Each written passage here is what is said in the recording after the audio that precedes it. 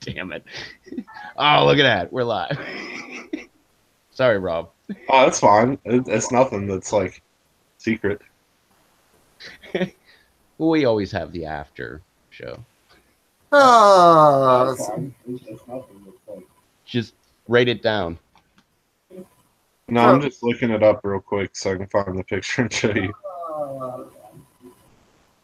Paula, you were first tonight. I don't know why you were thinking you weren't first. Yeah, you were definitely first on my screen. I even changed it to the live chat, and you were still first. And it's probably my volume that's way too high. Yep, my volume way too high. Sorry about that, guys. So, hiya, Paula, Black Mamba, Bounty by Observation, Third Rob, Steven, Learning Curve Breakers, Marcy. JT's in the house, JT. Cemetery's in the house. Who else? Learning Curve Steven Breakers, Miller. I think I said that already. And Coham is in the house. So, hey, guys, how y'all doing this fine evening? Hopefully, you're doing pretty good. At least I think, anyway. We'll find out. And JT's under about 18 feet of snow by now. Okay, whose volume is still too high? Not me. Shouldn't be me. I don't even have it pulled up right now, so it can't be me. Yeah, my volume's at 57%. Mine is muted, so I'm getting a feedback from somebody. Oh, the chat volume's completely muted. I meant my regular volume's only 57%. Okay. Although I can probably turn my microphone down some. Andrew's not here, so he can't disagree that I wasn't first. But you were first. We went back through the stuff when you wrote that and said, dang, I'm not first, but you were first. So you did it. You won. Contest is, or the prize is yours this week. Yeah, Also, I just you had can to look hear- it up because I knew that there would be a picture online when I looked for it, but I saw it on the news the other day. Those like bird scooters that are all over the place. Here. Do you know what I'm talking about? The scooters where you uh like pay to like ride it or something like with your phone, like download some app, but they're just like left around. They're in like the bigger cities. I guess neither of you guys are really near a bigger city, but they're all over the place. But it was on the news the other day that one was found hanging from a Nashville, and I don't know if you can see it or not, but right there, one of those scooters somehow was like hanging from the underside of a pedestrian bridge in Nashville. But it's one of those like electric scooters, and they've got them in bigger cities where you like use like an app and you like pay, and you can just like ride it, and then you whenever you're done riding it and you get off it and like park it, you can just leave it there, like, and so they just float the city. They've, I guess, got like the company has like GPS on them, so they know like where they're at and go and like pick them up to charge them or whatever. I don't know how it works. Hey, Brandon. What's up, Brandon? What's up, Spring and Larry? Slips and Suds says, I did find some RO water. Good. You'll find your plants will grow much better with it.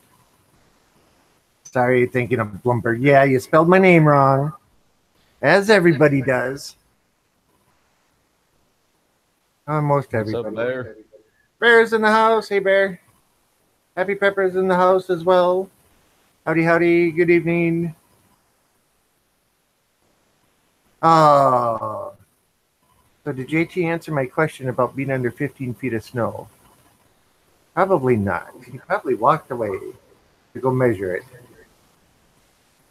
So today I made my very first smoothie, which looked like that. Freaking amazing. Awesome. Highly recommend doing that. What all did you put in there?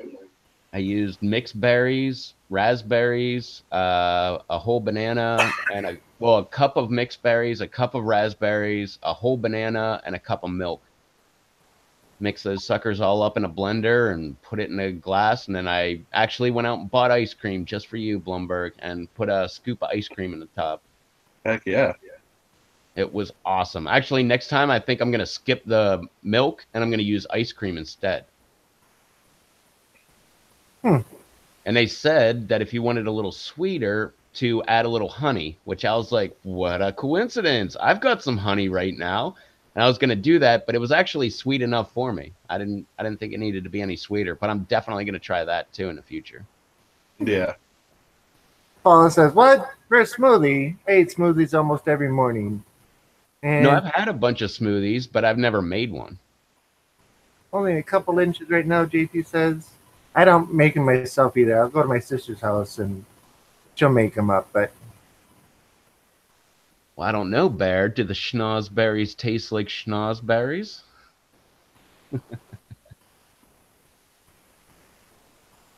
And I thought about that, JT. I saw a bunch of people saying use yogurt. I was gonna do that, but I don't know.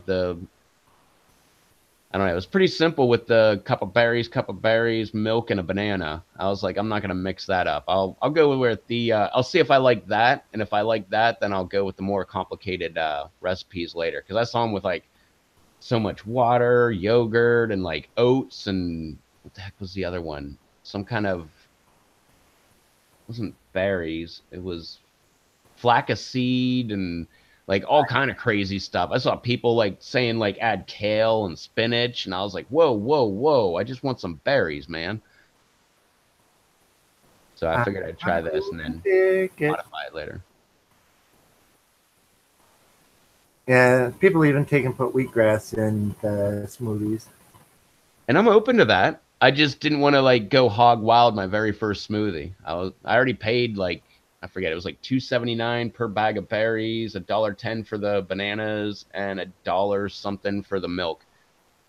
And I figured if I don't like this, this is gonna be like a pretty expensive experiment. But I liked it, so I'm all in. And I like yogurt, so I'm all in for trying yogurt. Although plain yogurt kind of sucks, but you add any kind of berries to it, it's awesome. So Yeah, because the yogurt I get has got chunks of black cherries in it. yep. And Eric says do berries with Greek yogurt. I actually really like Greek yogurt. I like that better than regular. Can't even talk. Well, the problem is I can't even hear myself talk, so that's kind of weird.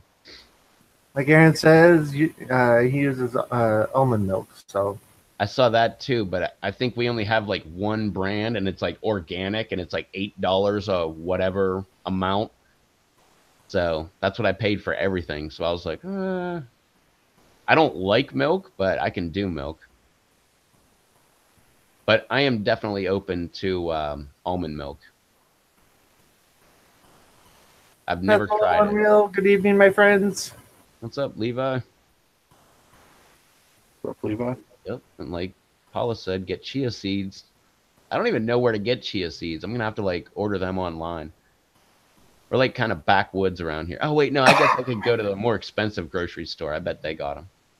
They always have like the most organic and like, stuff like that. Like they actually have kale, where the grocery store I go to doesn't really have it.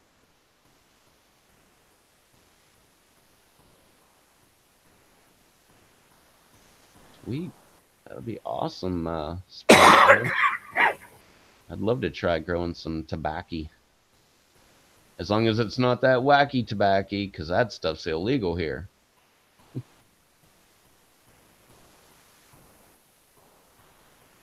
Okay, so planning on sending you some of each. Cool. What's dudes? Yeah, Paula, I'm not a big fan of almonds, but I will try that. Just grab almonds, throw them in a smoothie, and it makes instant almond milk. I'll try that. I try almonds all the time, every time I have a chance. I won't buy them. But like I said, I don't like them. So when they're free, I'm like, maybe I like them now, and I'll try them. But I did the same with like Brussels sprouts and asparagus and stuff like that, and I love those things.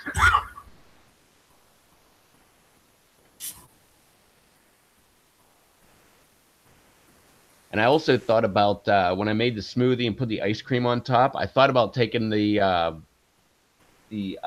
sweet tooth and putting it on there, and I was like, no, no, no, no, not on the first one. The second one, yes, but Yeah, not I the was gonna first say one. next time you make one, definitely use it. I'm definitely gonna try. But like I said, I'm also gonna try ice cream instead of milk. So I think Yeah, I'll that just would be add good. some sweet tooth in there to flavor as I go. But I don't want to waste the entire bag on one smoothie though. Yeah, and you could totally do that with like if you Yeah. made it So a smoothie. That sweet tooth isn't like super hot. It's just like a nice like warmth. It's really great on top of something. Like if you did it the same way as like you did the one today, and you were like, eating the ice cream off the top or whatever, then yeah, I'd say just coat the top of it and be good. But yeah, that's my plan is I want to have like just ice cream and put the sweet tooth on top. That way I can try it just like you were talking about. yeah, Then once I get the flavor for it, then I can figure out how much to add to a smoothie. Uh-oh, Rev has been invited to Canada. I've been invited to Canada a bunch of times. Well, it just It's became more official again. it's just always in the wintertime when they want to do that. They never want to invite me in the summertime where it actually be tolerable. They're like, yeah, there's no poisonous snakes up there. I'm like, yeah, everything's frozen. No, But you don't have to go all the way to Canada. I mean, you can come here to find everything frozen. to reciprocate, I invited JT to come down here. If he came here right now, he'd be like, "Oh my god, it's like summertime," and he could like go surfing and stuff. yep. I wouldn't, but The smoke powders Blumberg sent me are amazing. Great job, other Rob. Oh, absolutely. I'm still Thanks, waiting to Barry. try some. Glad that you're enjoying them. You still find it cold here in the summer, Rev? Yeah, probably. I find it cold here in the summertime sometimes. I'll admit it. I'm a wuss. Yeah, you can come up here and freeze for a while. And yes, you can, JT. You just don't do it legally. I mean, come on. That's how you do it. Everybody crosses the border when they can't do it legally. They just don't let people know. Oh, was I not supposed to say that on a live stream? Was that official? I meant that's what other people do. So I don't recommend doing that because that would be illegal.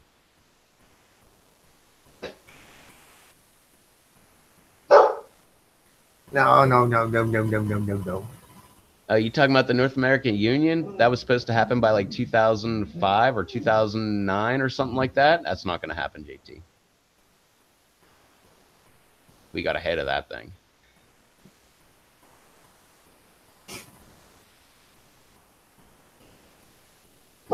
If you don't know what I'm talking about, Google that.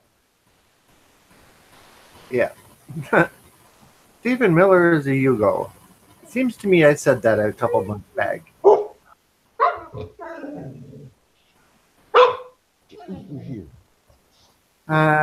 the Mounties chase after him on their horses? That one's a question for JT. Not when they get to the border.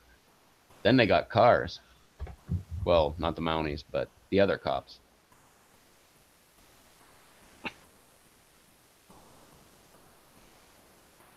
Ah.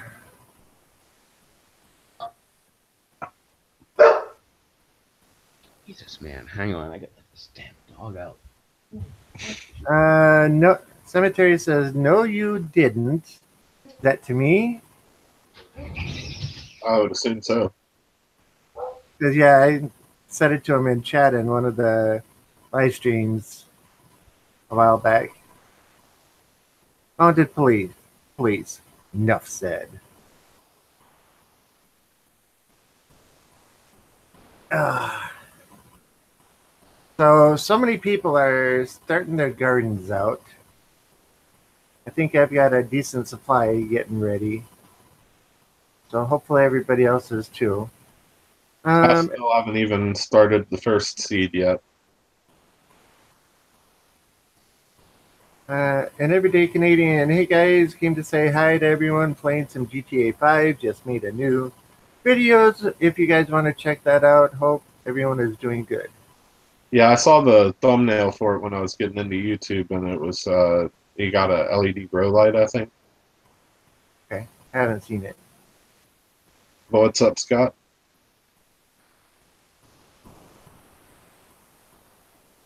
Bonnie and Scott. Is that right? No, I uh, forget. and an everyday Canadian is Scott. Okay.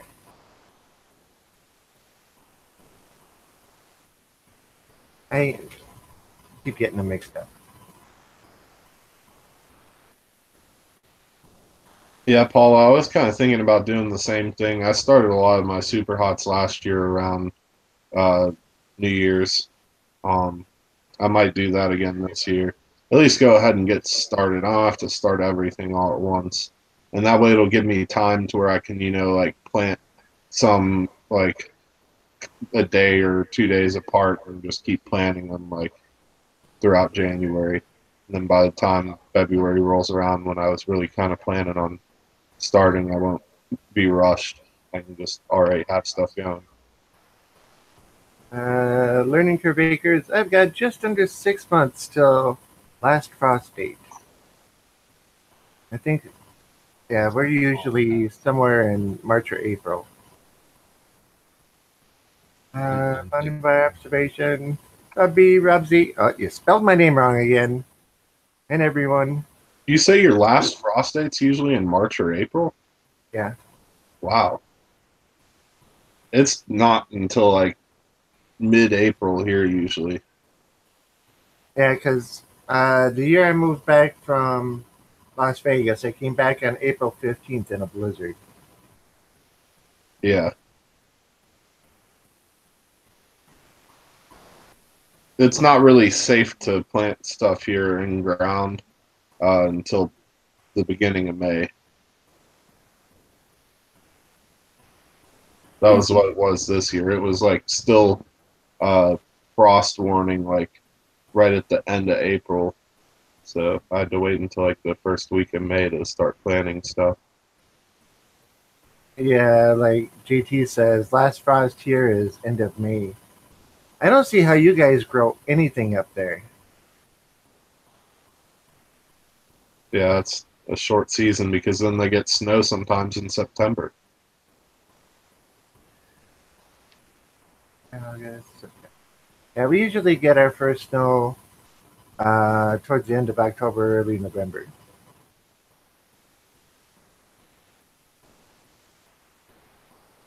They only have June, July, and August that are months where it's guaranteed to be warm and plants can be outside.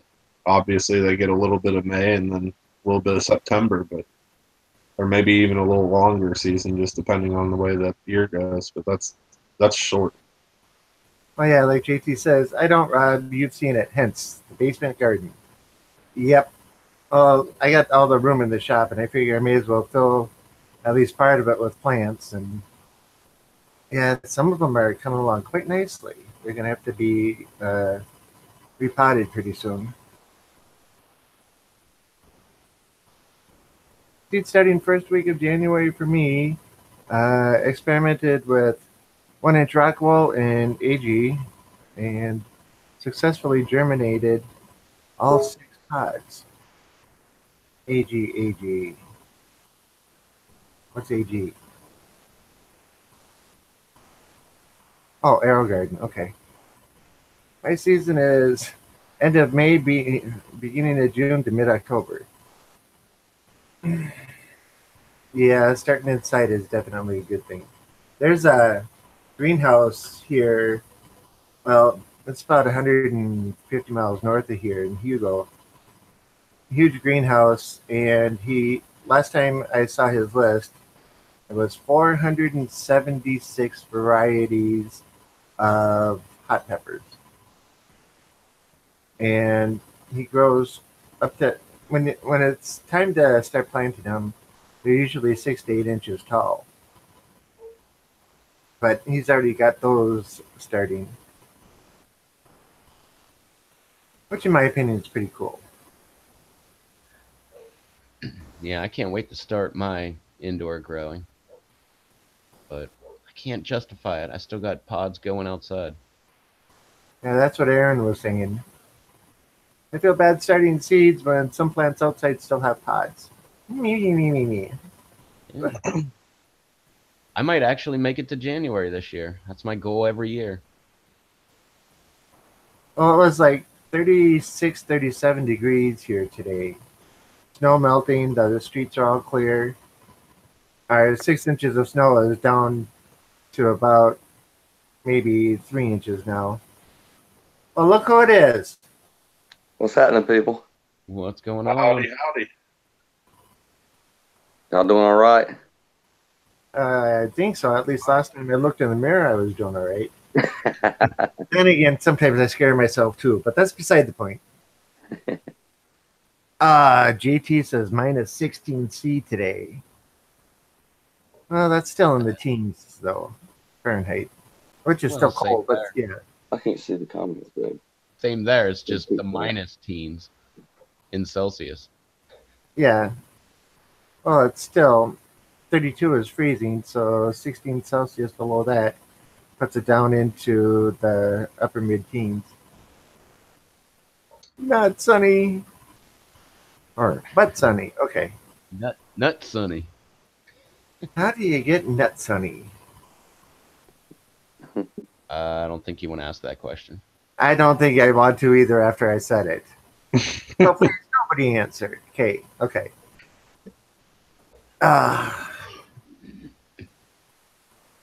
There's a store here that has an indoor archery range, and they sold hunting goods and that kind of stuff, and they went out of business. So the whole building is sitting there, and I think it's like 80,000 square feet, including an indoor shooting range. I would love to get a hold of that building. Can you imagine what you could grow in a building that size? Yeah. If the power doesn't go out. Shut up about the power going out. You're going to throw that back in my face all the time, even though it wasn't my fault. I didn't say it was your fault. I was just saying power goes out, plants are probably dead. Yeah. Power goes out all the time here, usually in the summertime, though. At one day not during, but I got power back right when Charles went live on a Sunday.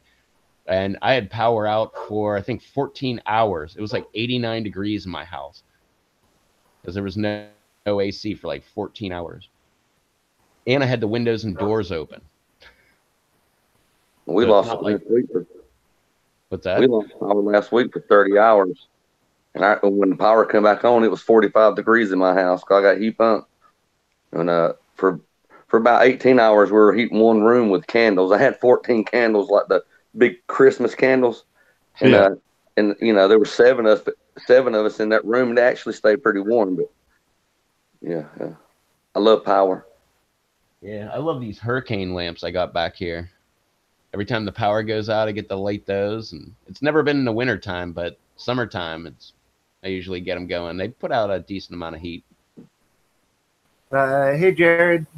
A couple minutes is better than nothing, right? Yeah, got to keep the little lady happy. I forget the name of these. You can make them out of popcorn bottoms. They're little stoves about yay big that you fill with rubbing alcohol. I made one of those as an emergency thing for in the truck, and it should be more than enough heat to heat up the truck if I ever get stranded somewhere.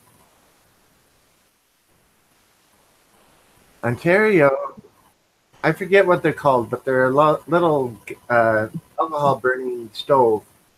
You take the bottom of a pop can and cut it off an inch and a half up. You take another bottom, cut it at inch and a half up, invert it on top of it, poke a bunch of holes all the way around the rim and one in the center for putting fluid in, and you put cotton inside. And you fill it up and let it sit for a little bit. Penny stove, that's it. Thank you, Eric. I've seen videos on how to make those and stuff. Yeah. I know what you're talking about. Yeah, well, I made one. Paul and I made one about a week and a half ago, and they'll work on lighter fluid. Well, I always carry a bottle of lighter fluid in my truck just in case I get stranded somewhere. But I figure if I get stranded in a blizzard, at least I'll have heat. Yeah. Bounties games. It's on my other account. Howdy, y'all. Yeah, that's me. That's me on my other, so I can. Yeah, using two phones. High tech now. Dang. Yeah, cemetery uses denatured alcohol in his. I know that's what you're supposed to use, and it's a lot cleaner burning, but I don't have any at the moment. Don't yell at me.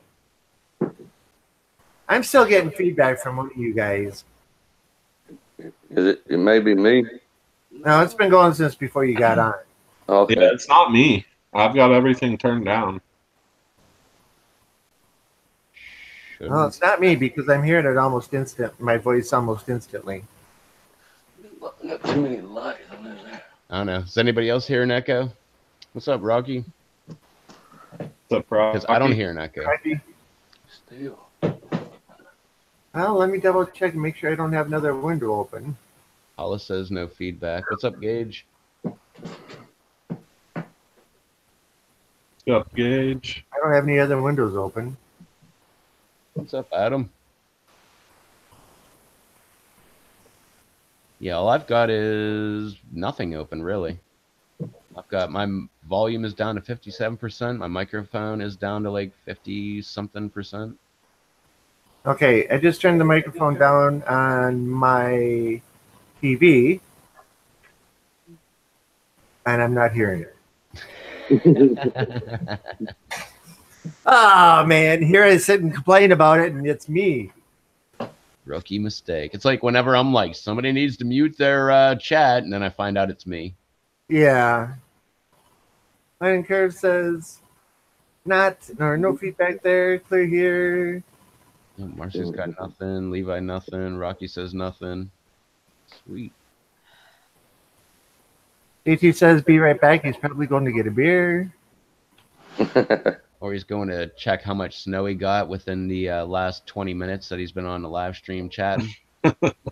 Oh my God, it's 3 feet. Third Rod is laughing. I don't know what the heck my dog is outside barking at. She's freaking out. So, Gage, have you started planting this year? Yeah, fun. Rob is coming in hot, laughing out loud. Game train. Yeah, well, this microphone doesn't have gain on it. My Yeti does. Yeah, the only thing I've started planting is whatever, like broccoli, cabbage, any kind of things that flowered and dropped plants right into my aquaponic beds that started growing again. So volunteers, but I didn't manually do that.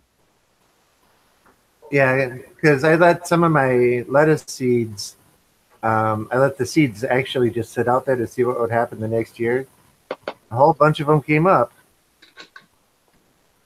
Yep. One thing I like to do is whenever I have like crappy pods that I don't want to actually have, I just throw them right into my garden, which pretty much now is like a strawberry garden because the strawberries pretty much took over that entire garden. But I like to throw them right in there and see whatever comes up. Nothing's actually popped up, but I threw a ton of pods in there this year, so maybe next year. Yeah, it's got an AE deck wall. Okay, what's an AE deck? My question exactly. I'd rather have strawberry growing through a aquaponic system versus the mint. That mint just took over, didn't it? Oh, yeah. Well, no, I was talking about my dirt garden because that's pretty much only strawberries. I planted like, I don't know, 15, 20 strawberries. And now like 3 years later, it's all strawberries.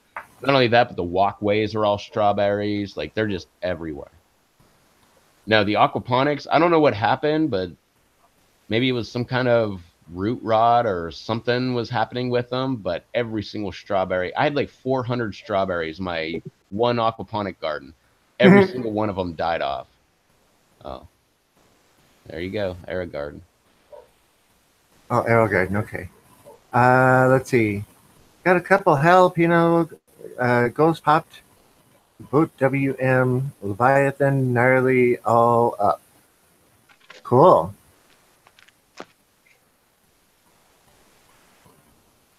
What's the Arrow Boot Garden. WM? Yeah. Most girls around here plant tobacco around January. What's the Boot WM? What is it? Yeah. You say WM? Yeah, Yeah. Boot WM. So it's a William ghost. Martin. Oh.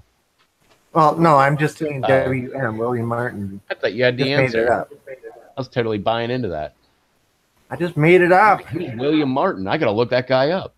No. I just made it up. Jeez. Wicked Mike from Red Hot WP. Peppers. Okay. Gotcha.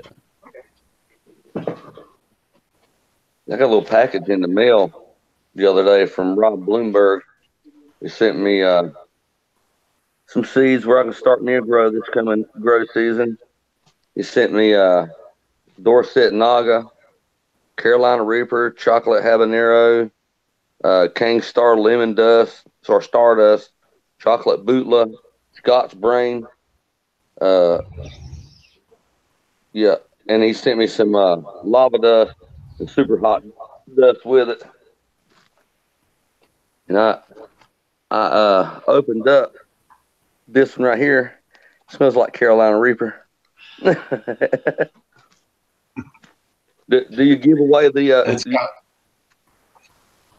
It's got a lot of stuff in there. I'd say there's probably 15, 16 different super hots in there, all only red super hots. But it does have Carolina Reapers. It's got Dorset Nagas and what else is in there? It's like really hot. Some Ghost crossed with Boot DM and Reaper crossed with Boot DM and some other scorpions and different things. It's got a lot of hot stuff. And you know the rule: if you take him to show it on camera, you got to try it. Oh, I'm definitely gonna try it. But yeah, I mean, it smells like what Carolina Reaper cut in half smell like to me. Which Yeah. You about burn your nose by smelling it. I got to build up my morale before I do it, though. You know that's going to be hot. It'll definitely be hot. Well, what do you think Scoville is on that? I don't know, but like I said, it's got a lot of hot peppers in it. You named it lava dust. Yeah, I think the name should kind of give it away. Yeah, that's what I'm thinking. Me too, Charles. Yeah, Charles P is in the house asking, "Where was Charles? I wish he was on." Yeah, I wish Charles was on too, but he just had to play hooky today and doesn't care anything else, so he decided not to come on. He decided whatever he was doing was more important because we sent him an invite. Yeah. Oh, Charles went home. Okay. I haven't tried the lava dust, but the super hot mix. I went through almost that entire bag in the last 3 days. You've tried the lava dust? Not the lava dust, the super hot mix. That's what I was saying before we went live. I started getting sick on Saturday. I'm like, I need to double up on my powder intake. So I just went nuts with the super hot mix. And I mean, I can show you how much I got left. It's not that much. The super hot mix has a ton of different stuff in it too. And it has a variety of different colored pods. It came out to a nice kind of like creamy yellow color, but it's got that's yellows. That's all I got oranges, left out of the super hot mix from the last 3 days. Whites and peaches and like all different color super hots except for red. Yeah, Blumberg, that's all I got left out of the entire bag, and that was just since Saturday. Dang. Charles says, can't do live streams from work. And Gohem says, yes, you can. You can, but you're probably going to get fired, so you probably shouldn't. Unless you're Eric, and then you got the perfect setup, because Eric does that. But he's Well, just I could security. probably do live streams from work, but yeah, same thing. If anybody walked up on me, I'm sure that would not be good. Learning curves. Yeah, I'm fine. My nose just during the winter just runs a lot. And it's draining right now, and that's all that's going on. I'm perfectly fine. Gage's comment. You could do some giveaways from your store live, Charles. Oh yeah, product everywhere. Product. Boom says, "What's up, Rob? Rev, and Boney."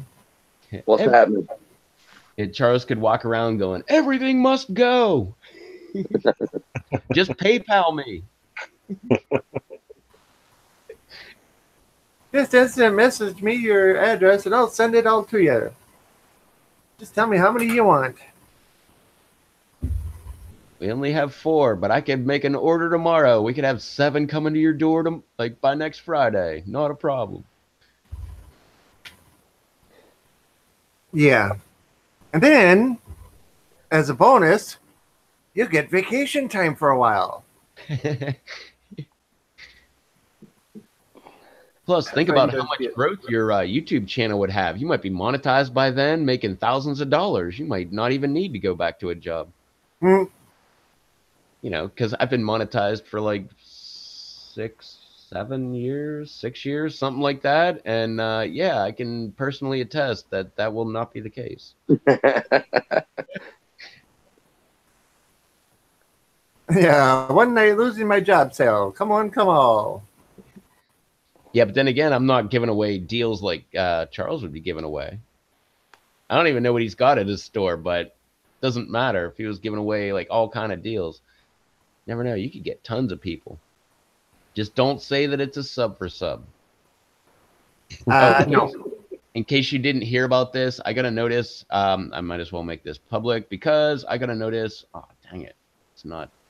Okay, wait. No, I got the thing right here. I got a notice the other day that according to YouTube, this is what YouTube sent me, on December 13th and 14th, 2008, you'll see a noticeable decrease in your subscriber count as we remove spam from your channel. They said that they will be removing closed accounts and spammy subscribers. Also, which that's what's going on. So if you see a decrease in your subscribers, that's why it happened.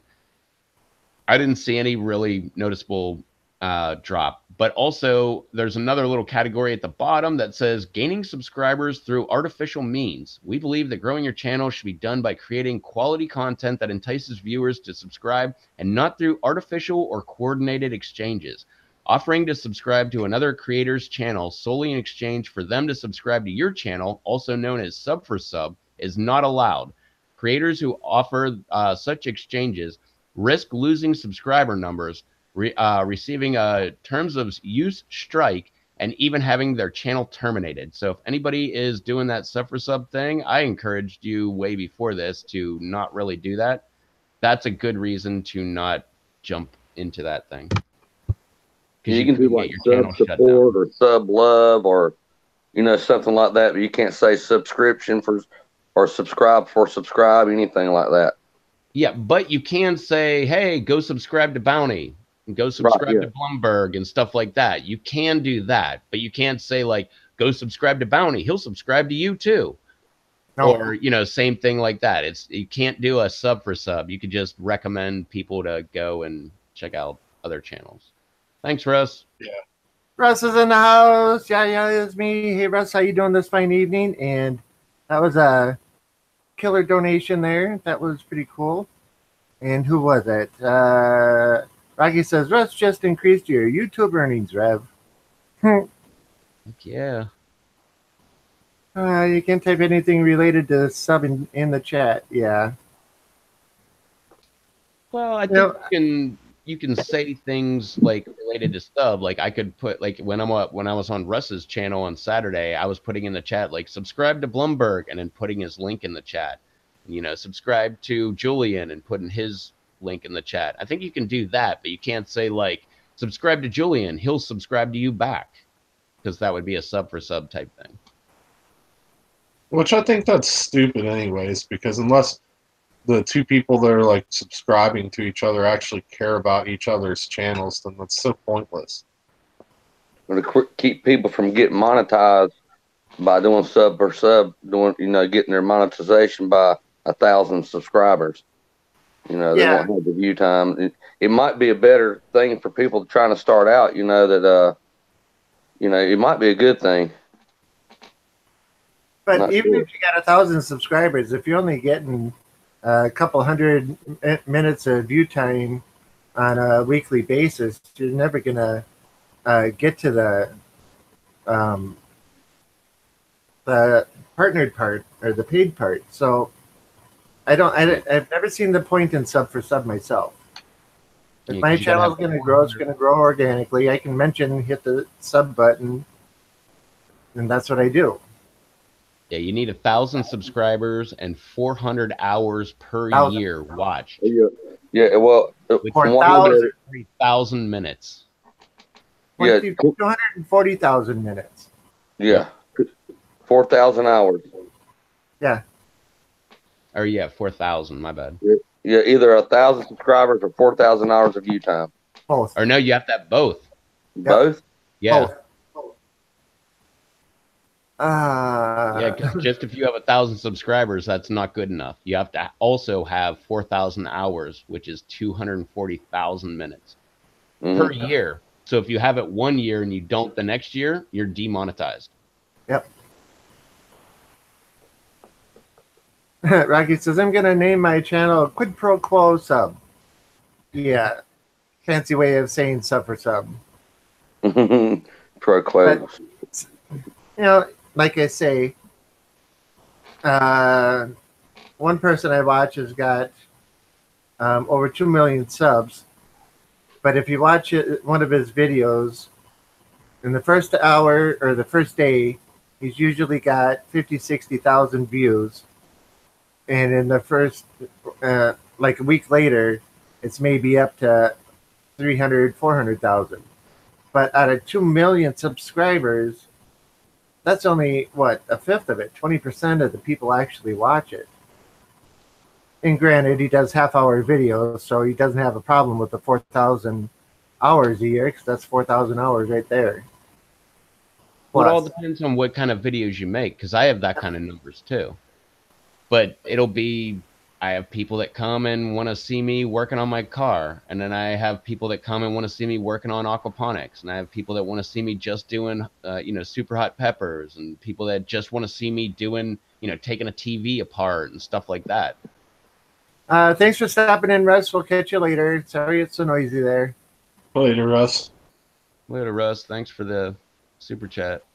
I got some kind of tube in the mail. I'm terrified of. The terror tube?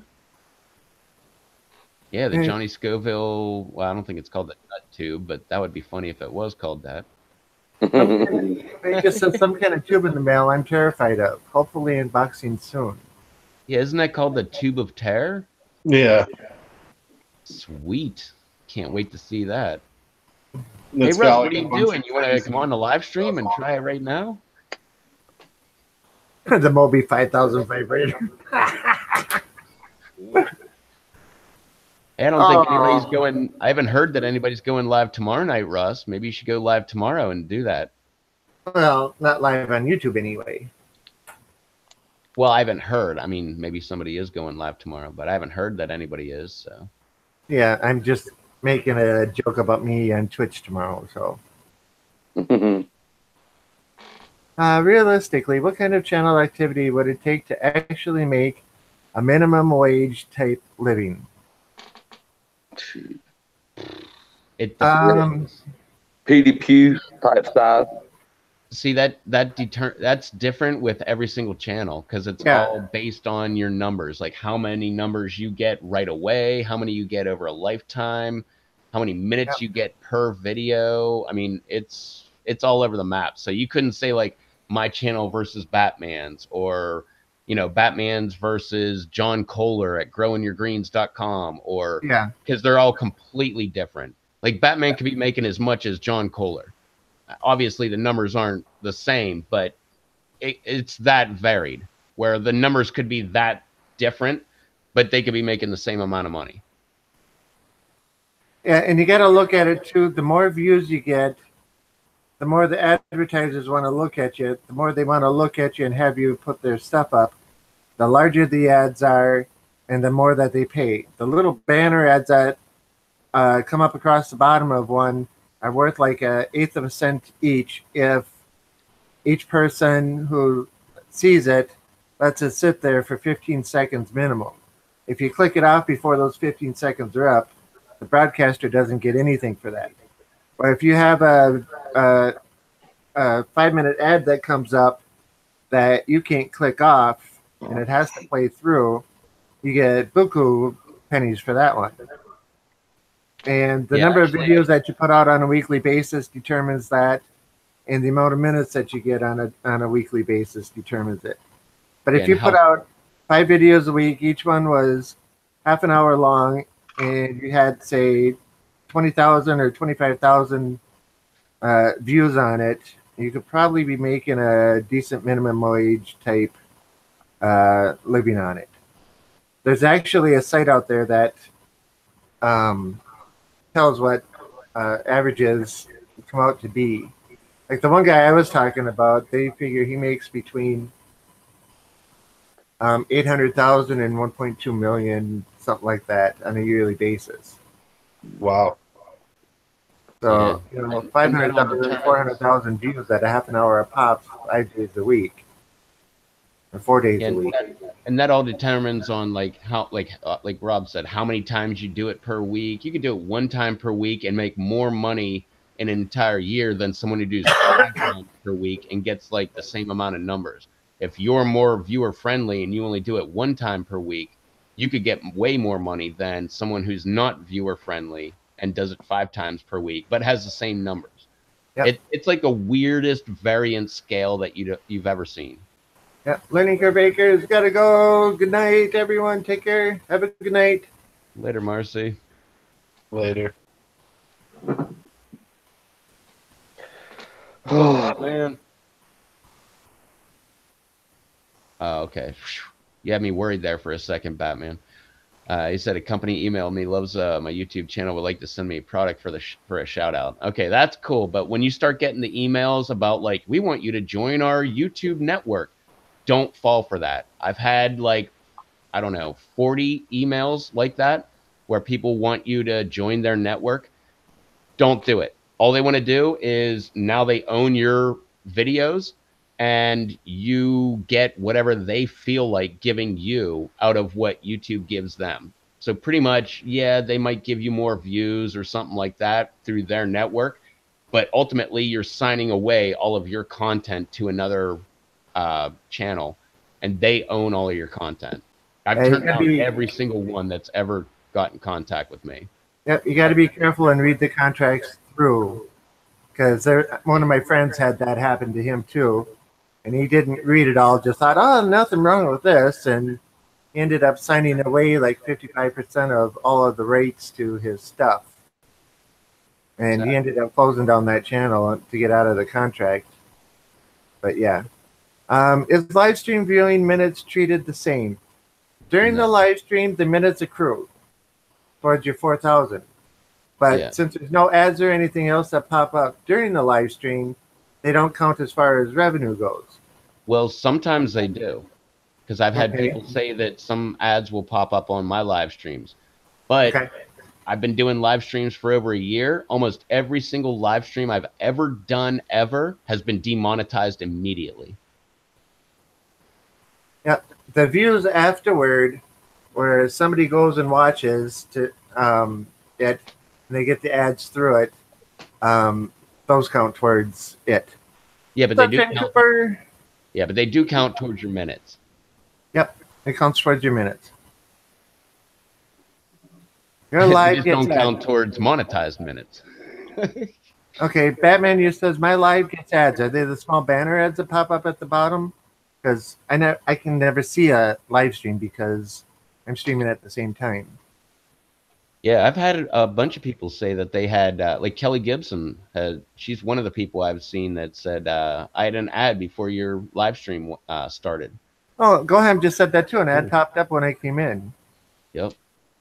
But the funny thing is, like, if I go and look right now, I'm willing to bet my live stream is demonetized. So there's an ad there, but I won't get credit for that Yeah. because it's demonetized on my end. Yeah, hey Sunshine, yeah, I love your channel. Yeah, she plays the guitar and sings and stuff. I'll watch every video she posts. Awesome. Sweet. Yeah. John. Okay, Batman says they're staying monetized too. So I wonder what the main difference is, unless Ref has got 8 million strikes against him. Haha, joke, joke. Well, I don't have any strikes on my entire channel. But Batman, how many? You don't have to answer it on the live stream, but maybe message me privately or something. How many of your videos in general, like overall, have been demonetized? Because with me, I'm willing to. I have like last I looked, I had 1,040 videos. I don't know, probably 300 of them were live streams, and I think about 400 or 500 of my videos total were demonetized. Hey, Stuff like Freaky. that. They come in waves because every time there's a new wave that comes out, I message JT and I'm like, "Hey JT, you better check your demonetized videos because there's more." And he messages me back like, "Yep, there's another like 50, 60 videos that got demonetized," and he's got to fight it, and then finally they get reinstated. But the whole time they're demonetized, you don't get credit for any ads that play on your videos, which almost every single one of mine, with the exception of I think 20, have been reinstated. But with live streams, nobody really watches it within a day or two after they're live. So it's not like, oh, 2 weeks later they become reinstated. Well, nobody's going to watch that because they're going to watch the latest live stream. Yeah. Unless they want to go back and say, oh my God, Rev was really drunk on this one. Let me go watch this one and laugh at him. Yeah, Freaky's got the question about having to wait 3 to 5 minutes before they can see the live feed. Just hit the back button and then reload it again. It won't play 2 long ones like that in a row. But if you let it sit, you can watch the counter on the bottom. If you care about the person that does the live stream, let it go to the halfway point before you click it back. That way they get credit for it. And then you click back and click in again, and it'll go to a small one. Also, Very rarely will it start a big one twice. And also, that's an option when you choose to monetize your videos. I choose to monetize my videos, but all of mine have skippable ads. So, like, at the most, you only have to wait like 5 seconds before you can move on to the video. And I did that because I don't want you to have to wait 3 minutes for a freaking ad to play. If you want to do it, then hey, that's great. But if you don't, click that skip ad button. It's the same thing as like the mid roll. It's like in the middle of a video, you could put up a ad there too. I chose not to do those either. I think I have beginning and end, but that's only because if you make it all the way to the end, then hey, that's cool. But they're all skippable. Sorry, Freaky, I took it as a question, answered it anyway. Information is power, right? Let's see. Yeah, when it's the small banner ads, if you care about the broadcaster, let it sit there for 15 seconds before you click it off. If it's a bigger one, let it run for half the time before you click it off, and that way the broadcaster still gets their fractions of a cent for it. I monetize my streams, and they've been saying, all Bat and Bear shows are monetized. Okay, cool. Yeah, I have a pile. Every single Death Nut challenge, they're demonetized still to this day. And when was that? Like months and months and months ago. The one where Rob originally tried the Death Nuts, that one's still demonetized. The one where all of us tried the Death Nuts, the Death Nut weekend, all of those are still demonetized. No, I think the one where Russ tried the Death Nuts, that was not, or that was demonetized, but it's been remonetized. Well, I wonder if YouTube has got a rule similar to Twitch, because on Twitch's terms of service in their agreement, it says you cannot broadcast anything where you are purposely hurting yourself. So eating a hot pod on camera, you're purposely hurting yourself, and those are not allowed. If they find it, they'll pull it and give you a strike for it. I wonder if Okay. YouTube has got something similar to it. Well, I got no strikes whatsoever. But that might be why they're demonetizing it, because you're hurting yourself. Or quote unquote hurting yourself, even though you know what to expect and you're doing it yourself, and, under your own free will. It's not like an accident video where you're chopping a finger off. In Sips and Suds, I saw what you said earlier about changing the title and what you just said about changing the title and see if it gets unflagged. I've done that with a couple of them because I had one called like Coon in a Hole. There was a raccoon we were trapping and it went in a hole. Just makes sense, Coon in a Hole, but it kind of sounds racist. So I changed the name to Raccoon in a Hole, and that sucker got monetized again within a week. But, stuff like that. I've done a couple with them, but a bunch of them, I'm not changing the title. They can go back and reinstate those videos. Like the Death Nut Challenge Weekend Part 1, Part 2, the Death Nut Challenge. That's pretty straightforward. And there's a lot of videos like that that are out there that are monetized. Let's see. Batman says, but my Pepper reviews are monetized. There's a difference between a Pepper review and a challenge. Mm-mm. At least I would think so. No, every single one of my Pepper reviews are demonetized. Every single one of them. Yeah, because I think it's the challenges. They think it's dangerous. I agree. Me trying an ahi pineapple, demonetized. Me trying the Brazilian brain strain, demonetized. Me trying the you name it. Every single one of the ones. I mean, I only did like 20 of them. Every single one of them are demonetized. Still to this day. Well, as of like a week ago. I haven't looked in a week.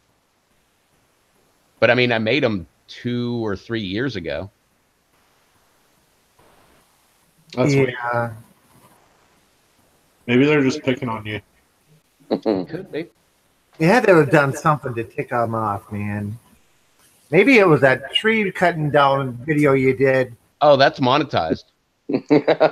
Oh no, that's my biggest freaking viewed video.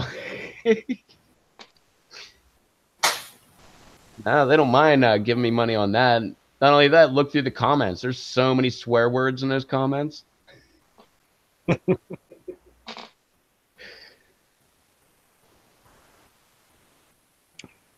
were you random. planning on trying that stuff on, Bounty?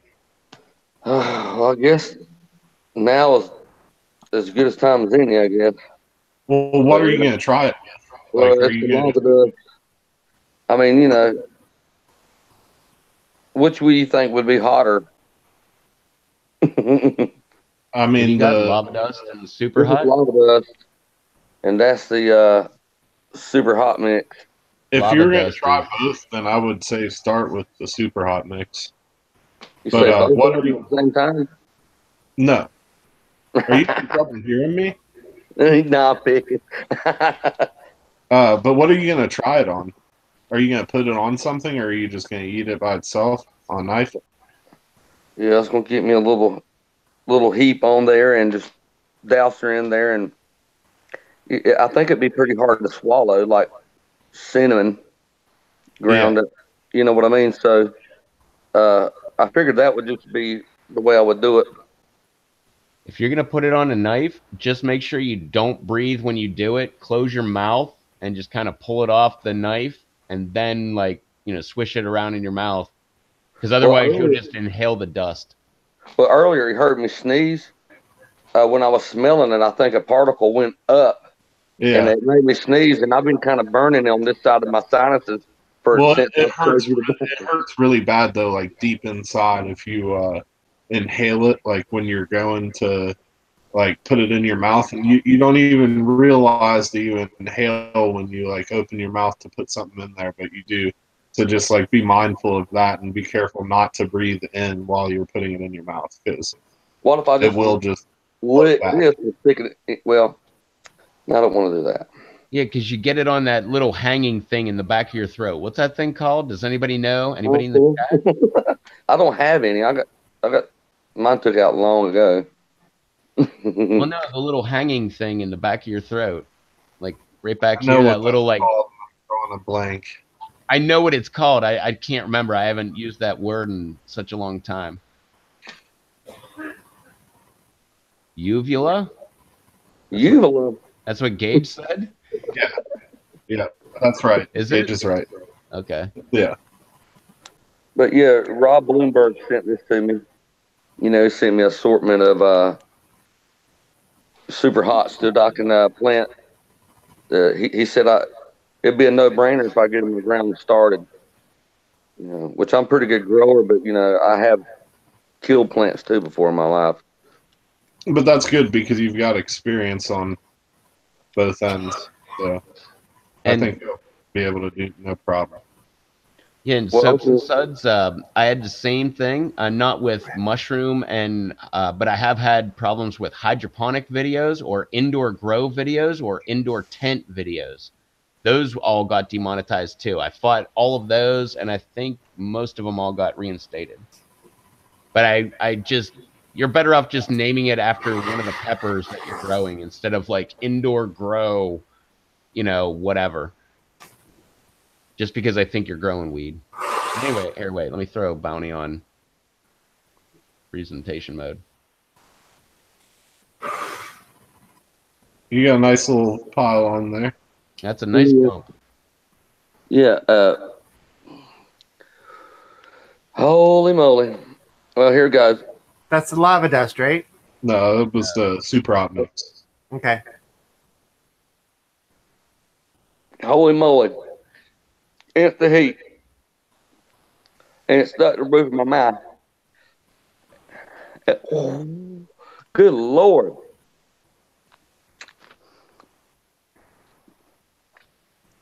I mean, it's stuff everywhere. I mean, I can't. I'm fighting to get it off my teeth. Oh yeah. Oh my God! Yeah, it's pretty hot. Yeah, it's amazing. It's got a good flavor. It's like it's not really strong over flavored. Here comes the buzz. I'm lightheaded. Uh, that's a good mix. Thank you. Yeah, Paula wants Yeah, to that one's got a good heat, but it's not too crazy hot. And here's lava dust. Well, don't try the lava dust now. You'll knock yourself out. Paula wants to know where's the cheese. Oh, and Gohan wants to know where's the summer sausage. Good Lord, yeah, I might need to wait. It's building. Yeah, wait on the other one. Like I said, that one's got everything super hot in it except for red pods, but it does have like chocolates and peaches and whites. Like it's got like Jay's Peach Ghost, Scorpion, Chocolate Bootlet, DM, Scotch Brains, White Ghosts, a whole bunch of stuff in there. It was everything that I grew that was a super hot that wasn't red. Which one, the super hot or the lava? The super hot mix. The lava dust is all red super hots. Yeah, that's like a good 7. Yeah, good 7. Yeah, it's close to pure heat at the moment, right across from the back of my tongue all around the tip, not right really on the top, and around my gums to where it was sticking. I still have you took your tongue and you were trying to scrub it off there with your tongue, but all you were doing was spreading it around. Oh, it's still in my molars. These eyes tearing. I bet you could take just about as much as I put in my mouth and spice about a gallon of chili with that. It's at least that hot. It's not as hot as the bat chip. Bat chip's the 3rd hottest thing I've had. The Mad Dog with the plutonium number 9 in it is probably the hottest. And then the Reaper Squeezins, then the bat chip. This is probably somewhere around the Bengal Naga. That's probably about the best heat that I could describe on it. I mean, I'm tearing up on this eye, but I'm already feeling it decline. But Yeah, it's in the back of my tongue, a little bit in the lower part of my throat, and just eating my gums up still. But yeah, that's hot. Oh, In Sunshine, if you did the Death Nuts, man, like Batman says, you should try the Death Nuts 2.0. Or do the Death Nuts again. I did them twice. I'm ready But for the Russ next did bat them chip. 15 times. I like to take the to the next level of bat chip.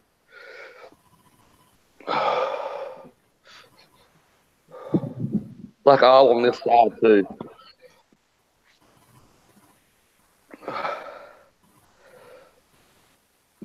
Yeah, give me about a minute and I'll go ahead and do the lava dust. I put it on this side, balance the burn. Balance it out. But yeah. Yeah, I'm ready to put these seeds in the ground and doing my pepper vlogs.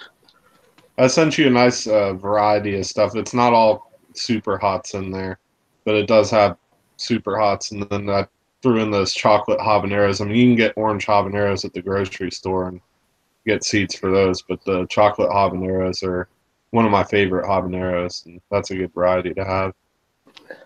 Adam Gonzalez, if it tastes like alfalfa, then something definitely went wrong. You should have pepper flavor in your powders. Didn't taste like alfalfa. That tells me something's very wrong. This didn't taste like alfalfa. It tastes like, well, I didn't want to say what came to mind because had profanity in it, so I'll change my words and say it's really hot and you taste chilies. But yeah, this is the lava dust, which is the next stage. So I A figured, little bit more on there. are you sure? Oh yeah, I ain't. you did it. You did a big pile of the other one. Oh, You know, that's like a, I mean, that's good. it looks like I stabbed Beaker, you know, the puppet, right in the nose. Can you see the tear? No. Oh no, no, yeah.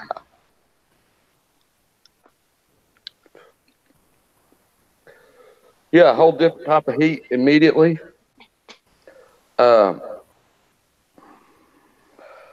no, JT, that wasn't a good idea. No, don't snort a line of it. that's like Reaper squeezes. I mean, it's like dehydrated Reaper squeezes.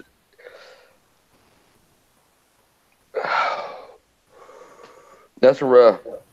That's on That top of one it. built. There's some varieties in there that build slow, so that one Oh, will like man. keep getting hotter for a minute. My face is numb. Yeah, that's hot.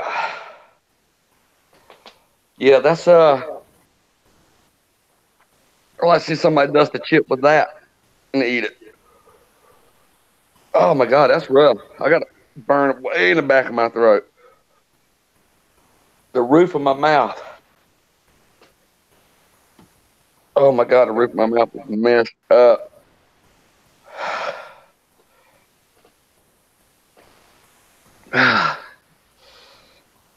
Oh, I'm trying to take it. That's rough. That's rough. Yeah, it's some good stuff. And like I said, I just ate that most of that entire bag in the last 3 days. That's probably about the hottest thing I've eaten like since the last live stream. When I eat the chocolate, half that chocolate bootleg that Batman sent me. Oh, that's right there on top of the bat chip. My mouth is just, I'm ready to drool all over the place. Oh, everywhere it wasn't burning the first time is burning now. Oh man, my lips is like just growing in a. Oh. What's up, Dave? Back again.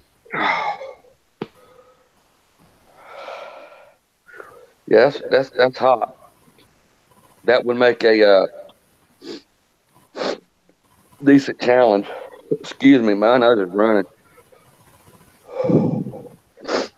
Well, Yeah, yeah.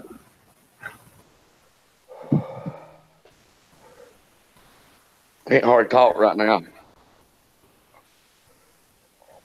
Ah, I'm like so lightheaded. My ears. Oh, my ears. Well, in the nature of that show, Hot Ones, does anybody have any questions for Bounty?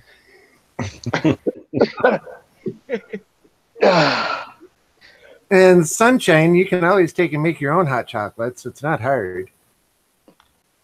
And if you want really good chocolates, maybe you can sweet talk Blumberg or Brando into sending you some of their chocolates. The Philippines, though, probably wouldn't survive. Nah, but they would be, well, they would be there. They would just probably be a melted mess. Yeah, but if some powders could be sent. Yeah.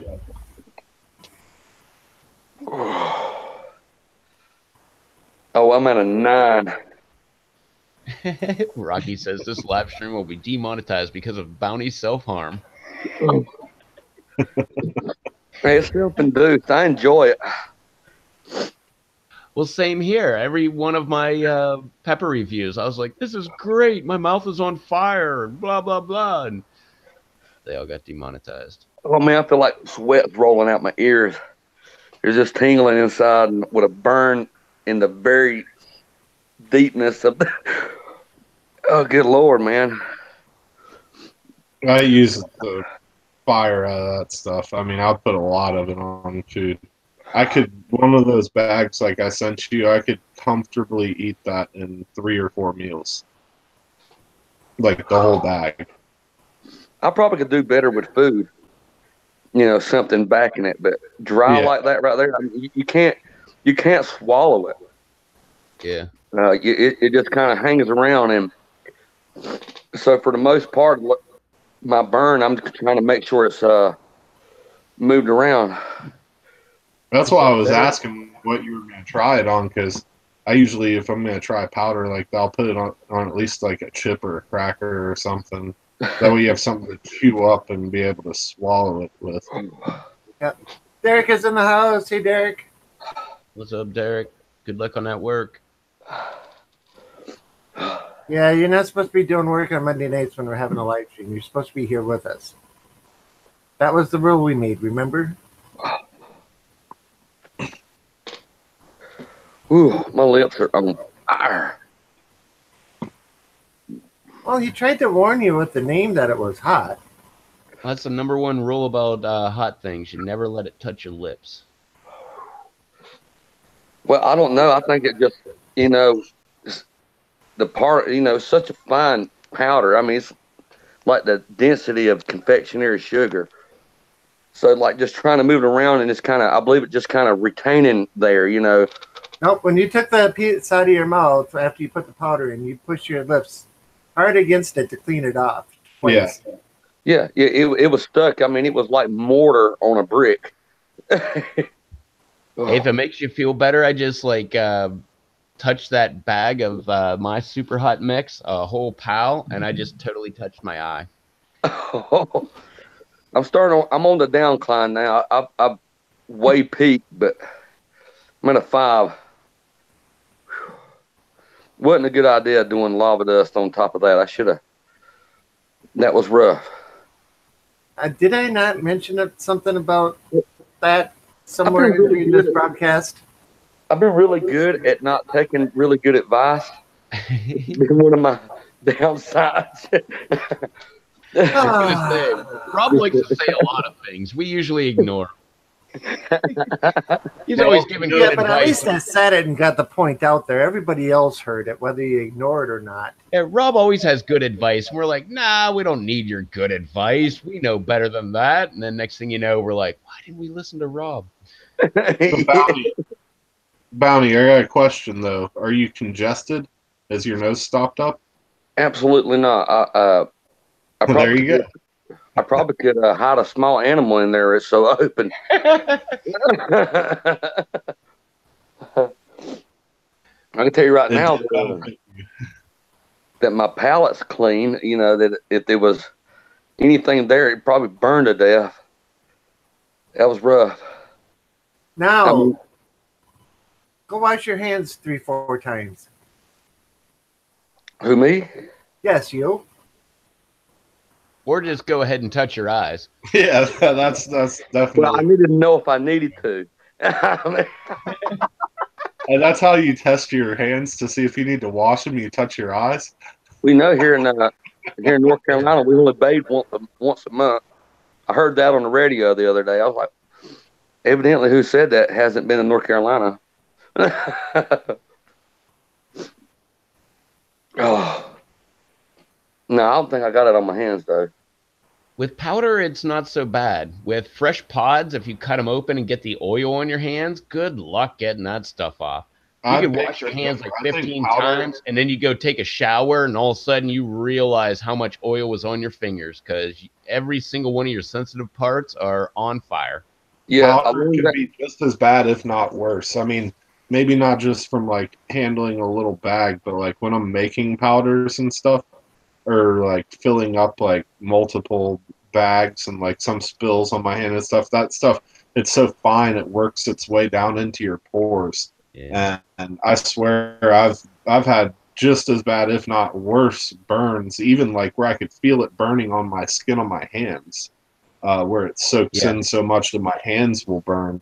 I've had I've it had that from probably the worse oils. from powder than from fresh I've had that pods. from oils, even from like the ahis. Like an hour or two later, you're like, why are my fingertips burning? And you washed your hands like 5 times. And yet your fingertips are like burning, which your fingertips are kind of calloused up. Well, at least mine are. Like they don't, well, maybe that's why. Maybe they're calloused up and it'll get in between, the calluses and stuff like that. But they'll burn the heck out of your fingers. That's why I wear gloves when I'm handling peppers. I've never worn gloves when I've been handling peppers ever. I go and I harvest off the scorpion, I wear gloves. I go and I do something else with the scorpion, I wear gloves. I'll be perfectly honest. It burns no matter where it is, whether you're touching, sensitive areas like your lips or your eyes or, anywhere in your bathing suit region. But I'll be perfectly honest, it feels like $1,000,000 after the burning gets done. Kind of the same thing as like when you eat, hot things. Like you feel like, at least your mouth and, throat and everything, you feel like $1,000,000 when that's all done burning. Yeah, I feel good right now. The Like endorphin rush. a light high that is not going to get me in trouble. Rocky says y'all are weak. I bathe with pepper powder. I brush my teeth with Reaper paste. I don't want to hear it. Yeah. Really, Rocky? You take baths? Us men take showers. We just have a little pepper powder injector in the shower head. Graham says you would think we would learn from smelling powder, but we do it time and time again. I admit it. Oh, and the I'm worst. so cautious about bringing a bag up to my face when I go to smell a powder, and I breathe in very lightly. And 5 out of 10 times probably that I go for like my jar, like lava dust right here. Like, to open it, I'll like shake it because you see it gets stuck to the bottom. So like I'll like break it free and get it shook up, and then I'll open it like right under my nose, and like instantly I feel like I have to smell it, and I go and I smell it, but it's all like a big cloud of dust just comes out and it gets in my eyes and stuff every single time. The worst is when you don't smell it. You just kind of open it up, and all of a sudden, like 2 minutes later, your nose is burning. And you're like, what the heck? I didn't even smell that stuff. I'm not kidding. I was putting pepper powder on a couple slices of pizza tonight, and I was sitting here, and my mom was in the living room, and probably 45 seconds later, she started complaining, and she's like, you, are sprinkling that stuff on something, and it's in the air. It's everywhere. I was like, there's no way that I just took a shaker and sprinkled a few shakes on a piece of pizza, and it reached the living room in like 45 seconds to the volume at which she was becoming like irritated by it. But I guess it did. I don't know. I don't know. What kind of fan do you got on your HVAC? Maybe that's like some kind of supercharged fan. Actually, we don't like our central heat. The heat part is broken. The AC still works, but we just use space heaters. And I like had a space heater on in my room, and it was blowing. And then there was like one in her room blowing, and the hallways like open. And I don't know. Maybe it was just had a circulation going to where the airflow was going that direction. Yeah. I think I made it to 5 minutes. I went ahead and drank the rest of my drink. It wasn't meant to be any challenge. I just wanted you to have some to enjoy. Well, I feel better if I eat something like that and I wait 5 minutes. So, that's probably me just being selfish about feeling good about eating that. Because it was like eating a lava rock for sure. And I got a little bit of a lava guts at the moment, about real high on my stomach. But what do you have as a beverage? Well, I had some natural light ice, but it's all gone now. Hey, I don't spare any expense when it comes to beer. Yes, I do. The way I look at it, I'm just borrowing it for a little bit. What's I'm up, going to Devin? rent this beer for the evening. Hey, look, it's Devin in the chat. Pepper Putz is in the house. Hey, Devin, how you doing? You missed it, man. He had a couple of big piles of other Rob's powders.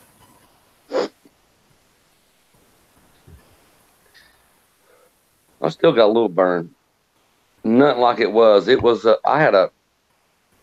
That's pretty mean. The reason I went ahead and done the lava dust because, the super hot mix is super hot, just like it says. But I figured I'd do the lava dust because I was burning, but wasn't burning anywhere like I had before. The lava dust put me in a spot to where I was in the top 3, hottest burns. So yeah. That's a hot powder. It's a seriously hot powder. That was what I was going for with it, and it's probably going to be hotter next year.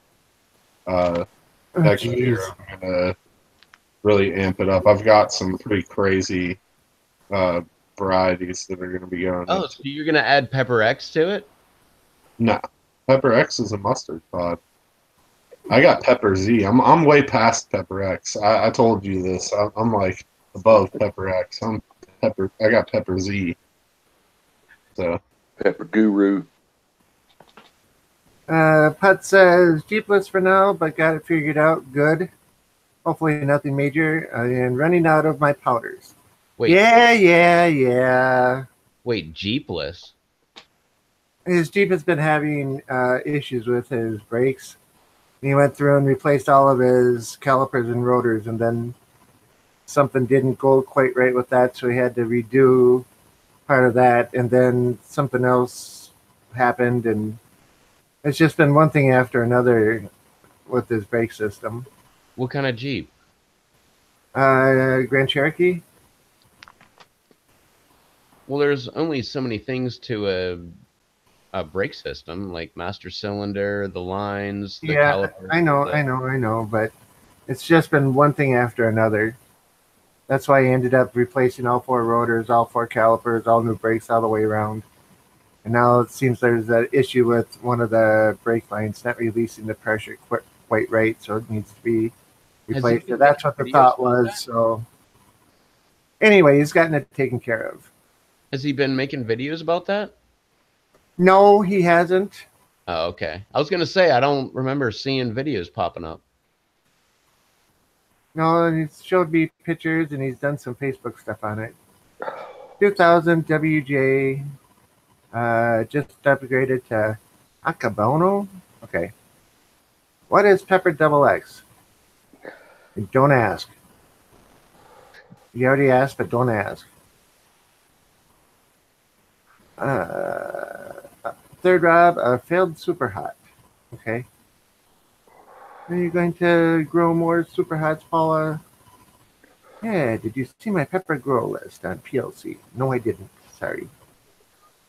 I went ahead while nobody's looking, took another dose of my lava dust. It's going to be like an Easter egg now in the live stream. You have to go back and look and see if I'm telling the truth, but I did.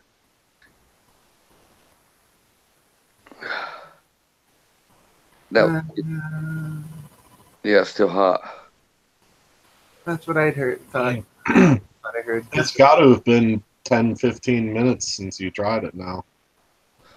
Yeah, I tried some more just like 10 seconds ago. Oh. Julian's in the house. Hey, Julian. Julian? I done like this. I was holding it, and then I stuck this in. And I put some on the end there like that, and I went like that. Yep, I like that. And you used your lips again to clean it off again. After how many people have told you don't use your lips to clean it off? Do use my lips for what? Don't use your lips to clean the powder off the utensil that you put in it. Put it in your mouth with. That's why people put it on crackers and stuff so they can shove the whole thing in their mouth. Or they take their hand, put it in their hand, and then pop it so it gets all the way around the whole backside of the mouth. Yeah, I understand what you're saying now because now my lips is on fire again. Told you. Or you all three of us told you that. Told you I was really good enough taking good advice. Or you do like a plastic knife and you put it in your mouth and put the knife upside down and rub it on your tongue. That way it's on your tongue and not your lips. Your tongue Either can that or handle just put it in, not your turn it lips. sideways, tap it against your teeth to get the excess off, and pull it back out.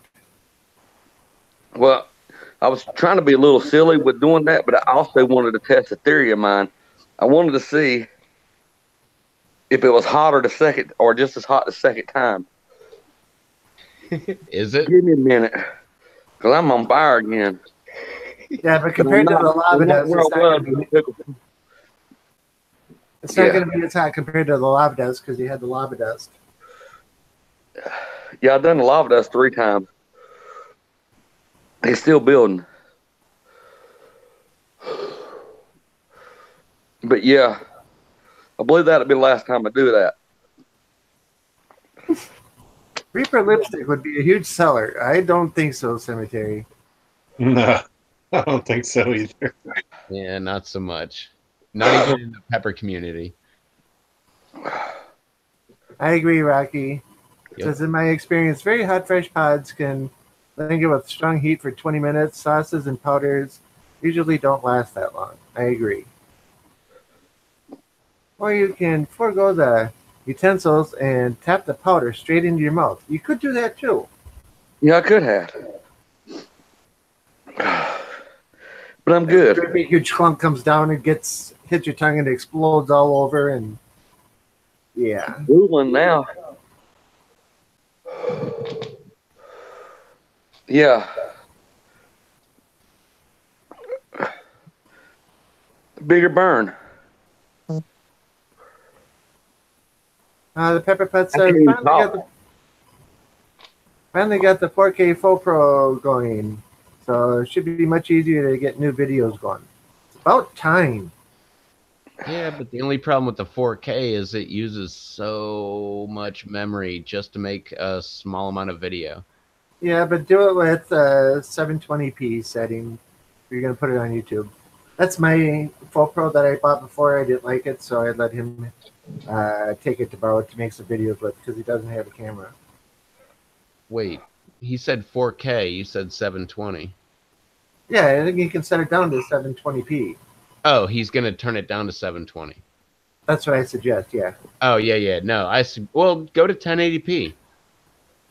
All my videos are 1080p.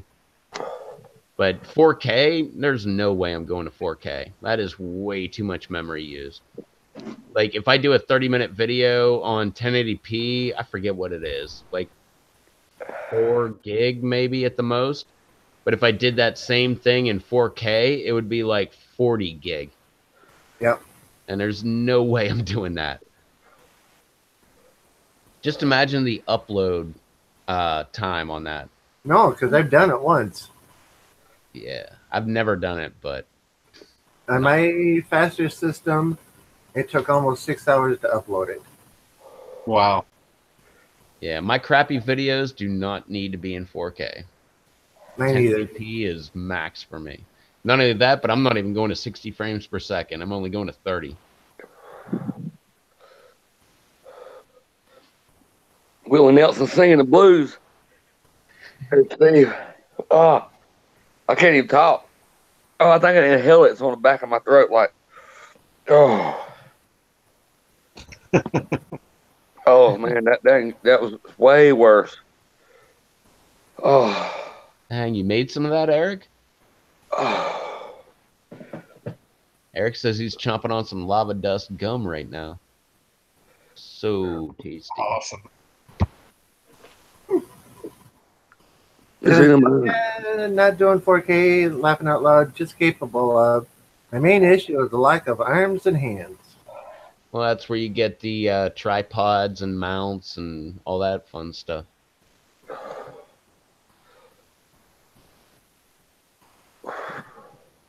Oh, Rob says you need a whiskey chaser. Wish I had some. Get me a whiskey and a whiskey chaser and a whiskey. Or, can't remember. That was from The Mummy. Around here, whiskey don't last too long. Don't have a fighting chance. Yeah, same here. I just have to keep getting it. It keeps disappearing. It either disappears or I go to sleep. Yeah, there's a reason they say you never buy it. You just rent it. Yeah, actually. Yeah, I borrow it and I pay money. Because I give it to the toilet a little later. It's bad. Paula says, that's why I save my videos in 720p. Takes long enough at that to upload on my crappy connection. Yeah, but also, Paula, always remember, this is what I always tell JT, is if you shoot it in HD, upload it in HD. It might take 2 days to upload or something like that, but once it's uploaded, it's there forever on YouTube. So always take that into account too. You know, just remember, oh, I want my video to go live on a Thursday. Well, maybe you have to upload it on a Tuesday so it's live, you know, ready to be live on a Thursday. But once it's live on a Thursday, it's always 1080p. That's always been my mindset. Even when I had crappy internet, I always did 1080p. And I would let it go 2 days to upload. And then I would finally make it live. But once it's live, I mean, because I've been doing it for like almost a decade now. But I've been doing 1080p since I started. Like way back when they just had 1080p starting off. Like I tell Rev, my computer hates HD. Yeah, but I mean, it'll learn to love it, man. Well, I can sit Just and like render. Bounty in the lava dust there. He's learning to love it. He's not really liking it right now, but ask him in like 10 minutes, and he's going to be like, that stuff was great. It is good. I'm on the downcline with it. I mean, I was in a pretty tight position there. I was in a tough spot. But yeah, you could definitely make a good challenge chip or a challenge yogurt. I mean, Turkey. Yeah, I probably will be using that one as one of the ones in the revamped Bambi challenge whenever that comes around. That would be a crazy one, though. Lava dust yogurt. Yeah. That would be No. weird. You think the lactose in the yogurt would take and counteract it? Yeah, Yeah, make it a little less hot. The fats would break down the capsaicin. I'll make a beer with it in it. Just put that bag in one beer and have somebody drink it. Oh, God. Lord of mercy. Bounty, have you ever tried a spiced vodka or anything like that? No, I've seen Batman do the serpent's head and Uh-huh. seen how it done him. The serpent's head vodka. And I dabbled around with the idea, but when he sent me some peppers in the mail, I came close to putting the chocolate bootleg in some vodka. But like I said, liquors don't have much of a chance around here, and I didn't Oh, want they to. they would last a little longer if you did that, though. I guarantee. I Yeah, don't No, know, man. I don't know. I would have been torturing myself every 20 minutes there until it was gone. yeah, but Russ said it was a That couple would of be my a live stream scorpions. right there. Russ said it was a couple of my scorpions and had it on the live show Saturday night. And that was the bottle of Smirnoff that they were doing. It had my scorpions in it. And they were drinking that. Well, I'll probably try it before it's all said and done, but I could imagine how hot that would be. I'd imagine the alcohol would help transfer to the receptors that cause you pain. You know what I mean? And then you would feel the burn all the way down every soft tissue. Oh yeah. Yep, you do. Double Aaron did the spacey vodka. I forget what he put in it before doing the Courier or whatever noodle challenge and regretted it very much because he lit himself up before going to taste the hot noodles. So yeah, Dang, Julian said he had a La Cuesta beer. that's Oh. burn for sure. I've actually put pepper powder in beer before, like at the little bar down the street. I was just like, I wonder what it would be like. So I don't even remember what pepper powder. It could even been the lava dust. I'm not sure. But I had a pepper powder with me, and I just like shook a bunch of it in the beer, kind of stirred it up. Like It was actually pretty good. like a single beer, like 16, 12 ounce, something like that. Yeah, I've like never. it was a like draft, like on tap beer, whatever it was. That would be the better way I to think it was do it probably because the of Shiner the box. wide open mouth. Yeah. Devin says I make some good ahi vodka. Yeah, I gave him a sample bottle of it, and he was rather enjoying it. Lemon And Eric starburst said and lemon vodka is beautiful. starburst and vodka is beautiful. That would be fun. Well, vodka's fun. So, yeah, I agree. Yeah, but lemon starburst and vodka, I think that'd be a great pair. Yeah, I did. I did a bottle of lemon vodka that had lemon peel in it. It was like a spiral cut lemon peel that was inside of the bottle of vodka, so it was already lemon infused. And then I took a lemon starburst and a ahi lemon drop and put them in there, cut in half. And that was awesome. Hmm. That was the best bottle of vodka I've ever had. And it was like a decent vodka. It was like the brand is Infuse Spirits, I think, and it was just the lemon one, and it's like all natural flavored, and each bottle is like hand done. It's not like they mix it all in a big batch and then bottle it. Like each bottle is individually like flavored with whatever they flavor it with, and this one, all it was they just stuck some like spiral cut lemon peel in there, and it kind of gave it a little bit of a yellow tint and really nice zesty lemon flavor.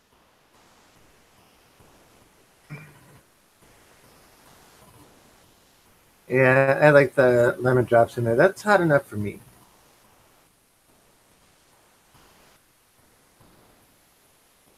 Really good flavor to it. I've never tried pepper powder in beer. I've never tried pepper powder or peppers in vodka either. But both of those would be good.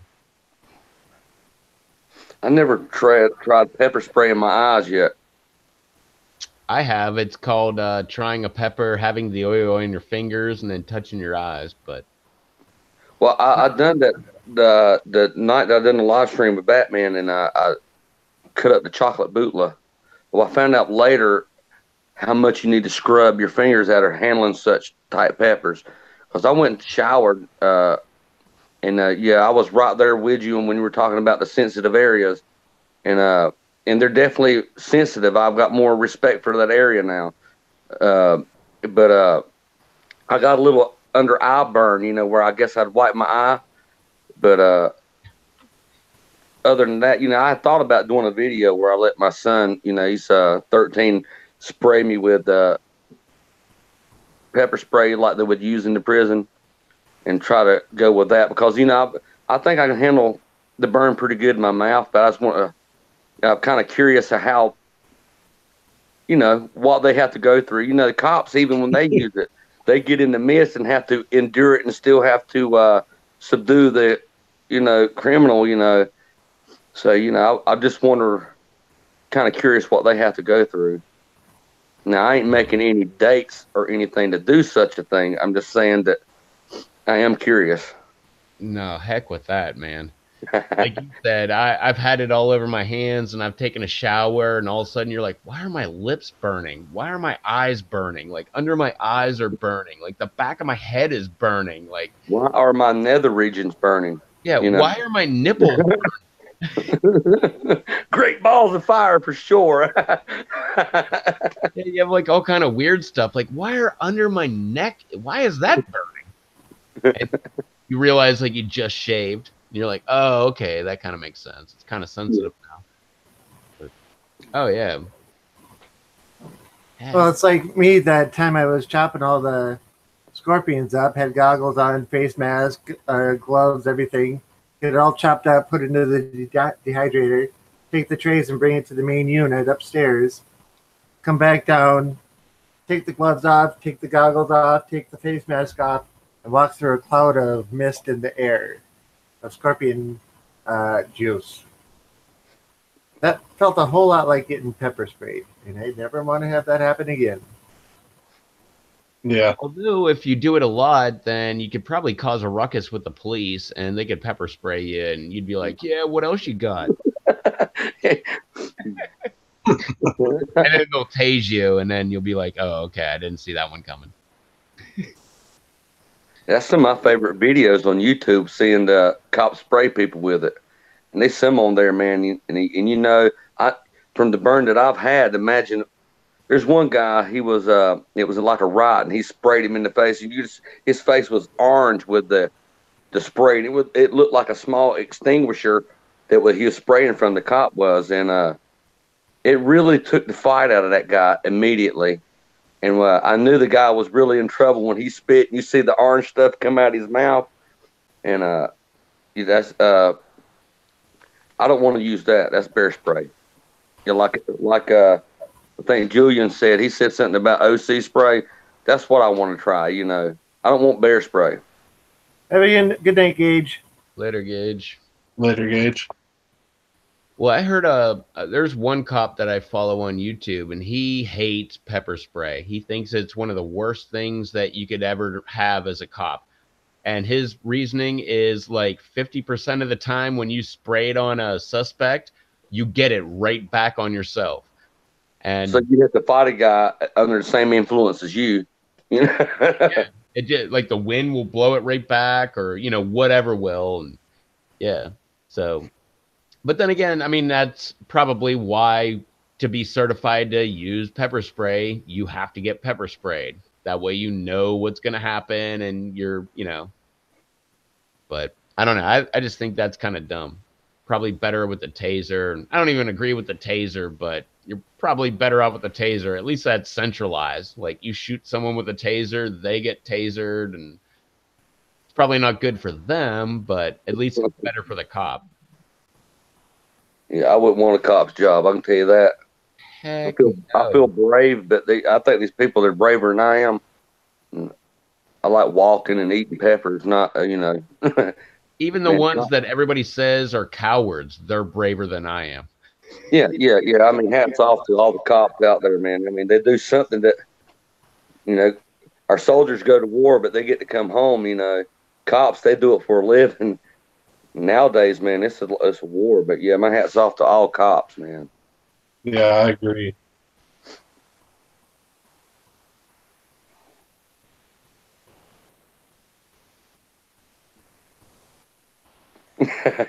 Got quiet.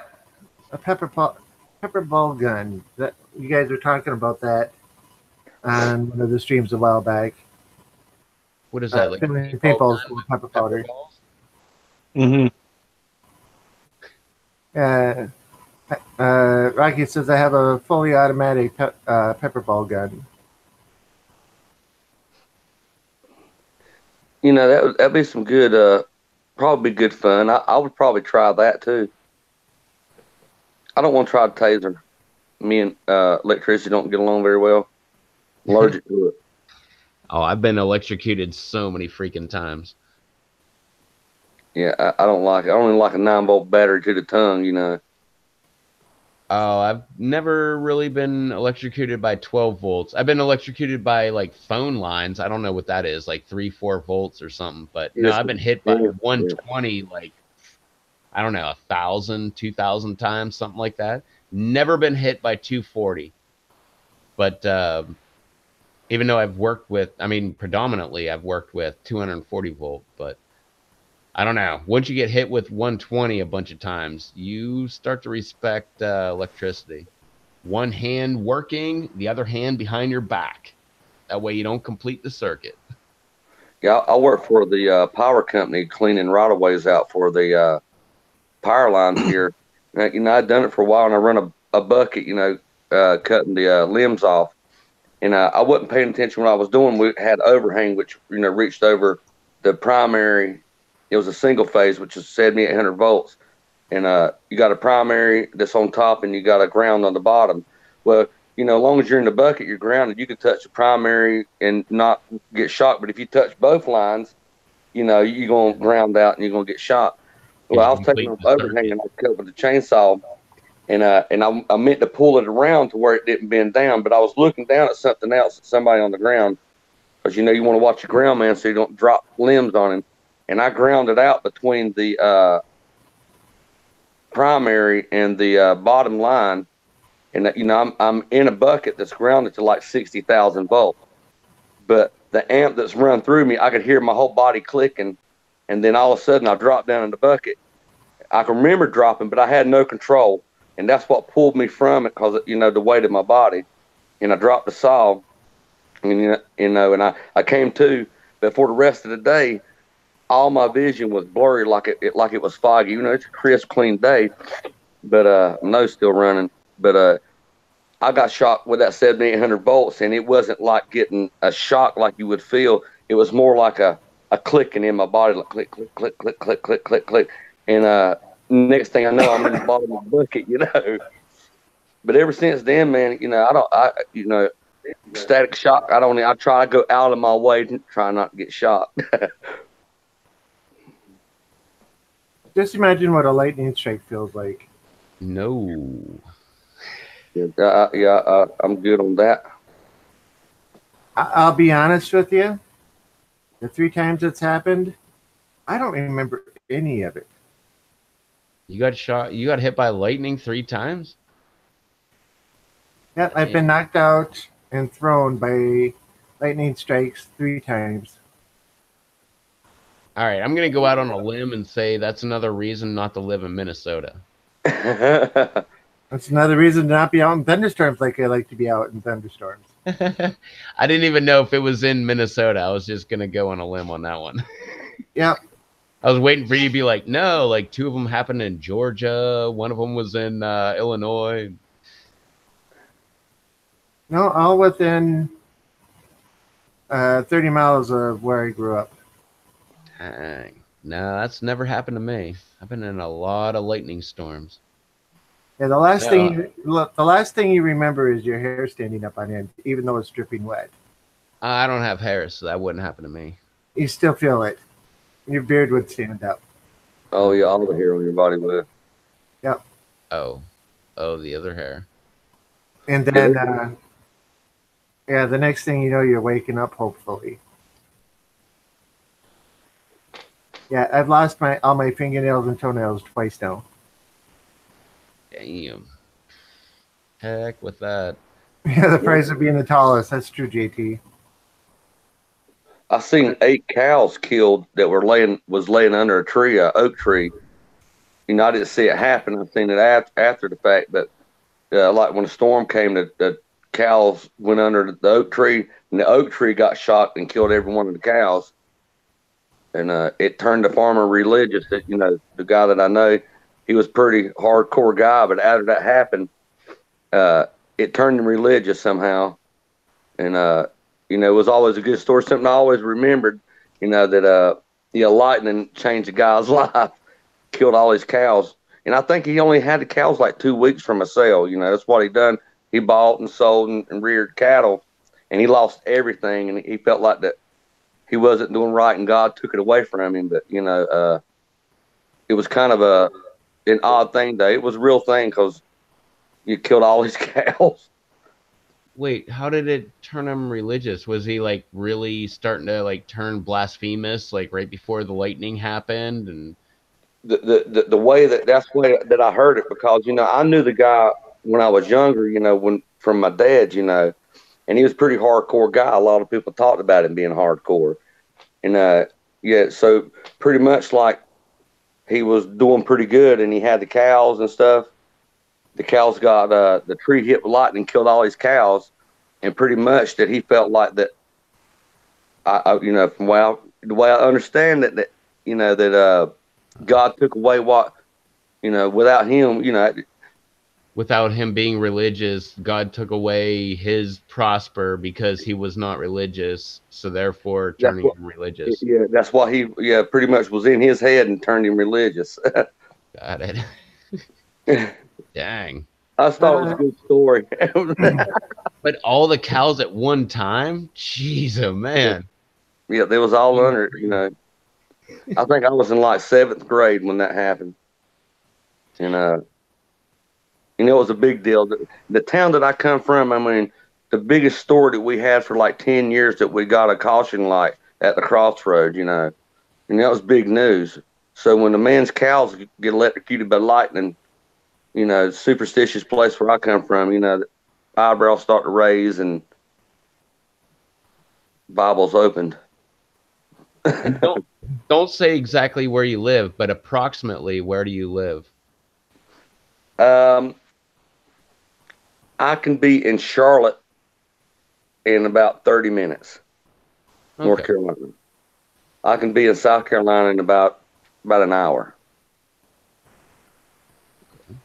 So I think you're probably like 6 hours from me, 8 hours from me, something like that.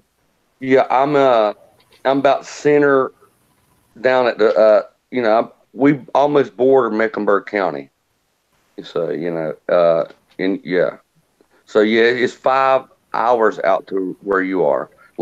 I went to the bridges out where you are, years ago, and it took about 5.5 hours to go across the bridges before they got blown down in a hurricane.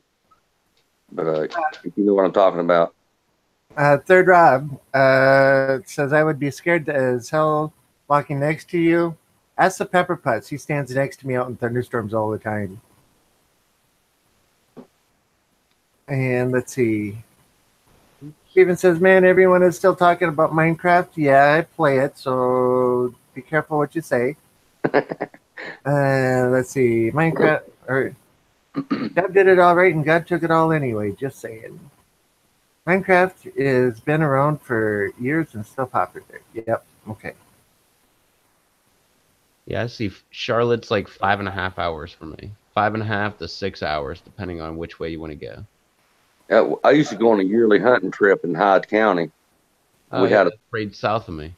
And then my mom and her ex-boyfriend used to have a place on Pamlico Sound. Yeah, about an hour. Me too. About an hour from Kitty Hawk.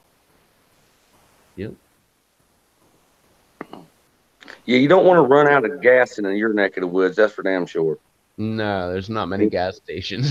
and don't get off the road because an alligator will eat your ass. Oh yeah, or you'll go into Yeah. And people laugh when you talk about gators around here, and they're like, "There's no gators around here." Why do you think we got the Alligator River just south of me? Charles sent me an article this past year about how like it's open season on gators in the Alligator River, which is just south of me. He's like, I didn't know you had gators up there. I'm like, dude, I've had sightings of gators north of me, like almost to Virginia. Dang.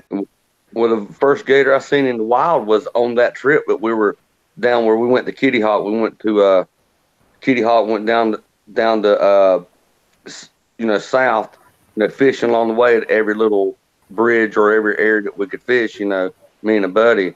But there were some people pulled over on the side of the road on one of the long strips. Like, man, I think this road was like 15 miles, and it was nothing but ditches with water in it all the way. And there's people stopped on the side of the road, and that's what they were doing, taking pictures of a gator about 4 foot long. I mean, it wasn't like massive, but it could. I didn't want to be in the water with it. Yeah. Yeah, but it was more like where it came from. The bigger gators kicked them out, so they just kind of migrated away, and they made it to wherever you saw them. Yeah, it's just right in the ditch, like say a ditch in the side of the road. There's water in probably 24 inches or so, kind of like brackish, brownish, reddish water. Yeah, I knew right then that's not a good place to break down. I have to walk beside the road in the middle of the night. You'd be gator food. I broke down there. I like fishing, but I probably won't go fishing down there unless I got a brand new vehicle.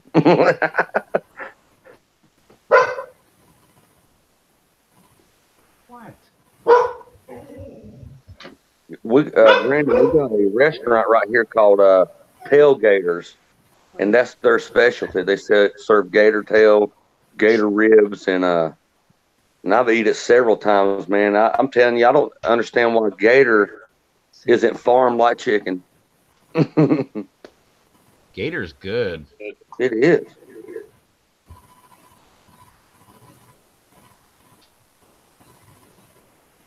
Yeah, when I went, where the hell was I? In was it Grand Cayman or I want to say it was Grand. It had to be Grand Cayman or Georgetown, Grand Cayman. It might have been it had to be Florida, like Key West, Florida, or I can't remember. Somewhere, one of the cruises that we took. They had turtle, the sea turtle, and they were like, "Oh, it's really great."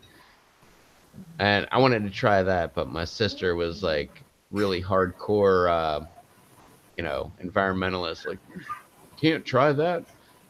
And I didn't try it. Man, I've been kicking myself in the butt ever since. Like, man, why did I even listen to her? I should have tried that stuff. I've tried just about everything. I've eaten turtle on several occasions. When I was a kid, it was nothing for a couple that, like my uncles and my dad and stuff. They'd go to a pond and go around and, we call them cooters, but, they're snapping turtles. Oh, yeah.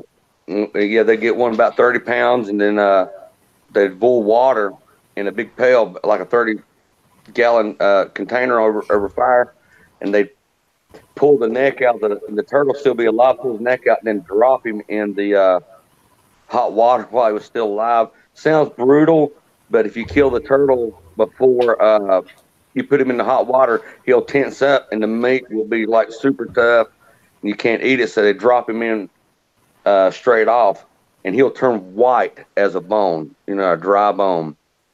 But we always cooked it outside because of the smell of it while you're cooking it and separating the meat.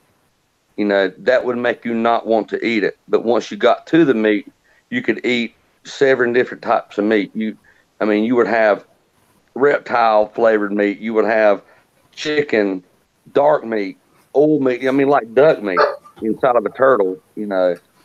So around the ponds around my house, there wasn't no turtles.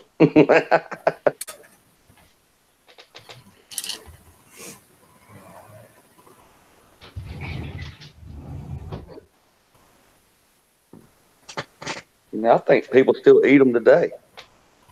Oh, yeah. There's a lot of people around here that eat turtles. it just takes so much to prepare it. I mean, you got to,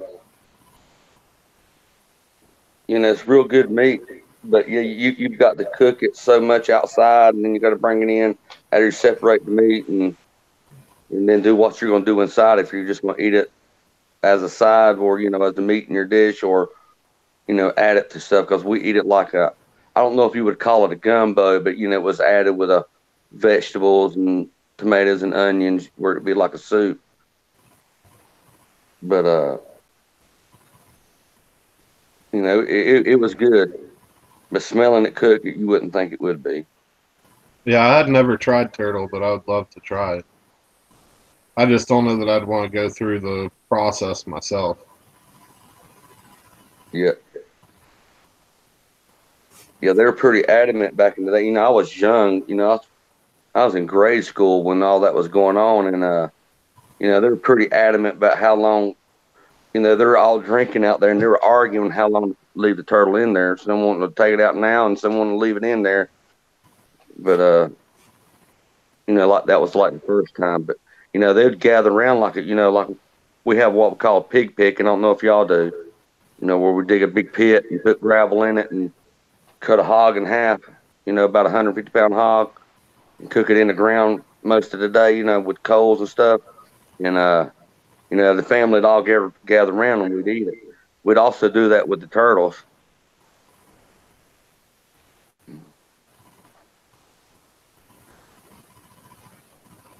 Never tried turtle. Don't think I'll ever have the chance.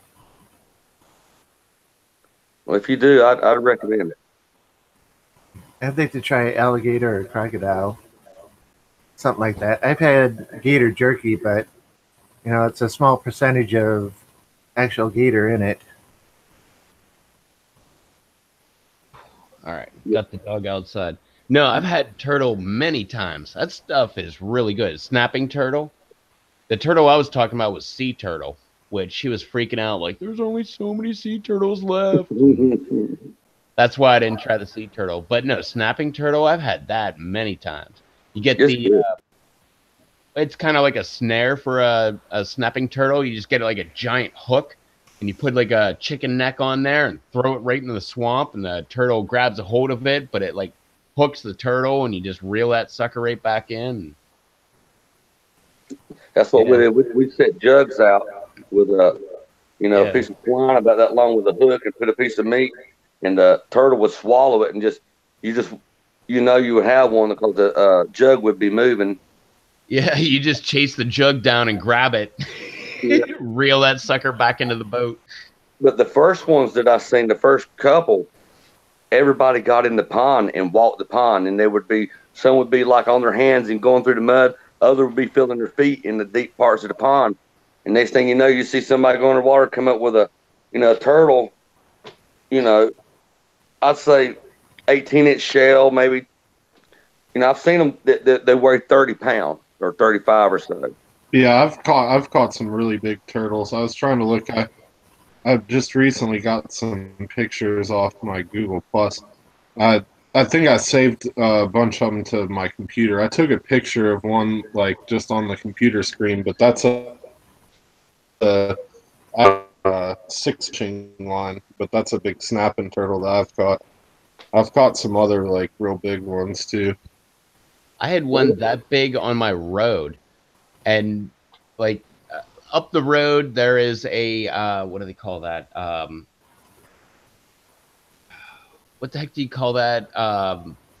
Where it's a bunch of foreigners that they pretty much like camp out on an area.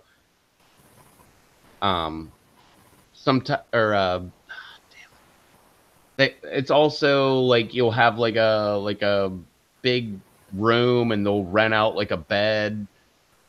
What the heck's that called?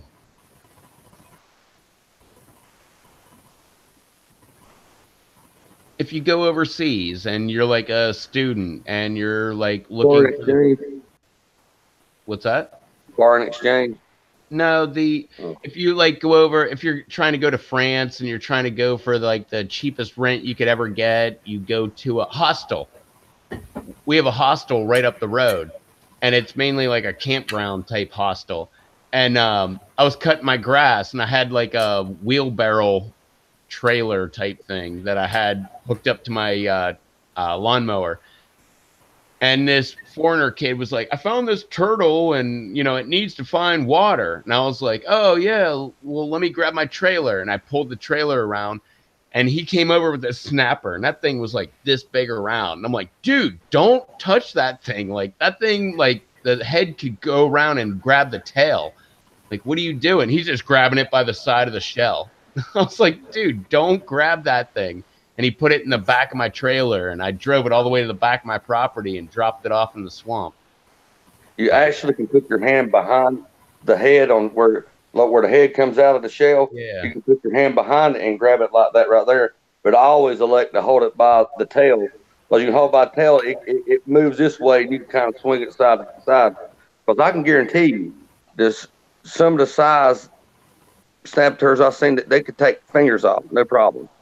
I mean, I wouldn't want to be in them. I've seen them snap sticks bigger than my thumb, you know, while I'm trying to get a hook out of one that I've accidentally hooked, you know. Yeah, I've had sticks that big around that I've like, oh, I'll just put this over here by the turtle's head and it'll like, you know, deflect the turtle and it just snapped that thing in half. And I'm like, whoa, I'm glad that wasn't my finger. Yeah, you definitely. I watched them have fish on a stringer, and you know where I'll be fishing, have some bluegill on there, and see a turtle come up, and before I can get my bluegill out of the water, it's done reached up, snap, and took half of a bluegill the size of my hand, and just one bite, just clean cut. You know, like, yeah, I don't want my hand in there. Holy Ghost Peppers is in the house. Howdy, howdy. What's up, Kenny? What's up, who?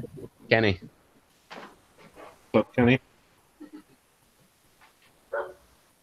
Now the dog wants back in. This dog is she is such a chick. She wants outside. Now she wants back inside. She just can't make up her mind.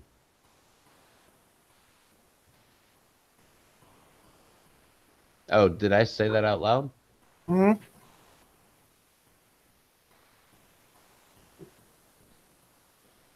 This has definitely been an interesting range of topics today. That's what we always do. What? Wanna come up? Okay, good girl. All right. Chill out. Yeah. In case you were wondering if we were going to go live next Monday, yes, I will. I don't. He will. Rob says he's not going to be going live. Rob Z says he's not going to be going live with me, but I'll be live. What the heck? I don't know what's going on, what I got going on, but what the heck, man? Some of you guys, I'm sure you don't know what's going on either. So if you want to hop on the live stream, by all means, hit me up. Make that happen. I might be up for it. Well, there you go. Already got Rob Bloomberg hopping on. All right, yeah, I just had to go, and it's confusing. I had to figure out how to open up this while I was on the call. I had to like close that screen and figure out how to open up the other screen, and then find my downloads so I could find the pictures of the other big snapping turtle that I caught in the river by here. 6 pound line. I just took a picture with my phone camera from like the picture that's on my computer, but that was every bit of a probably 35-40 pound snapping turtle. Had a huge head on it. Big old head on it. That's a big head. I caught that same turtle 2 years in a row, actually, at the same exact spot, same exact bait, like same exact conditions. And because there's not that many turtles around here that are that size. And I've seen it another time in that same stretch of river in the summertime when the water was down low. I could see it just walking along the bottom when it was real clear. Here's another picture of it, and it shows how big that thing's head was. I mean, it had a huge shell, but like in comparison to its shell, like its head was really big. Dude, that thing's head is like the size of your leg. Yeah, it was a big turtle. And both times I caught it when the water was up and muddy, And a turtle like that, especially, I caught it on 6-pound test fishing line. So there's no way that I could use the line to drag that turtle out of the water. Plus, having them in the water isn't too bad. Like, you can catch a huge turtle like that on real light line, but then once they get into the shallow water near the edge and they can get their feet on the ground and really they get their that footing, resistance going. then yeah, they can break the line so easy. So both times I had to get in the water, in muddy water with like zero visibility, a little over knee deep, to get that thing, and I had to just kind of pull it up in the water to where I could see where its head was, and then just blindly grab in the water to find its tail. Right here's my biggest one I caught. Right there. Yeah, that's a big one too. It was all I could do to hold that sucker. I was holding that thing up there, and I was trying to look like I was not straining, but that's about a 30-pound. Like I said, we call them cooters here in North Carolina, but they're snapping turtles to most people. Yes, the 22 long rifle would definitely take that thing out. A 22 would probably take it out, but 22 long rifle, definitely. Oh yeah. That's a lot of extra powder behind that bullet.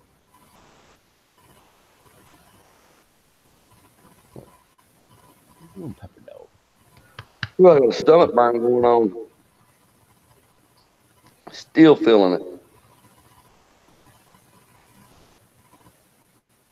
Most of the people that do the gator hunting, they use 22s to kill the gators. Yeah, at night where they shine the lights and they see the eyes glowing, you just shoot right between the eyes. Yeah, and also they just hunt them in open water same way during the day. They'll wait until they see them. But I mean, even if they're like hanging lines and stuff, like when they bring a gator up next to the boat, they just hold the barrel down near. They've got like a soft spot on the back of their head, but you have to know exactly where to hit them, because if you don't hit them in that spot, then the bullet can like ricochet, or it can shatter bone, and pieces can come like back at you like shrapnel. Well, regular 22, that was like the mob gun of choice for like personal assassination. They'd walk right up and like put a gun to your head and pop you, because it was enough velocity to go into the skull, but not enough to go out of the skull. So it would like bounce around inside the skull and scramble up the brain and definitely kill you. Have a good night, Kenny. Later, Kenny.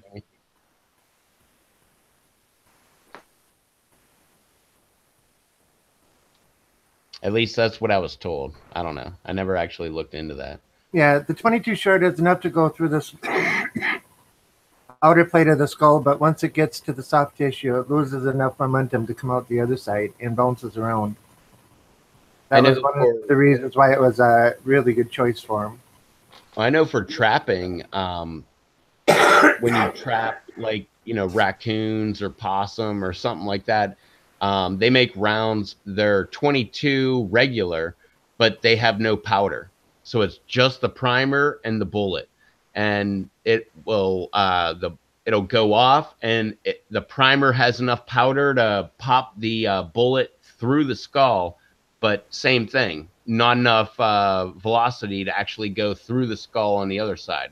So it just kind of bounces around a little bit, and bang, dispatched animal. I did an experiment with 22s one time to see how far they'd go without primer, and they only went about 12, 14 feet. Yeah. But what I'm talking about is like point blank. Like, yeah, I know. They would just point it like almost on their head and bang, dispatched. But no, regular 22, not a long rifle, just regular 22. That thing will go 1.5 miles or 2 miles.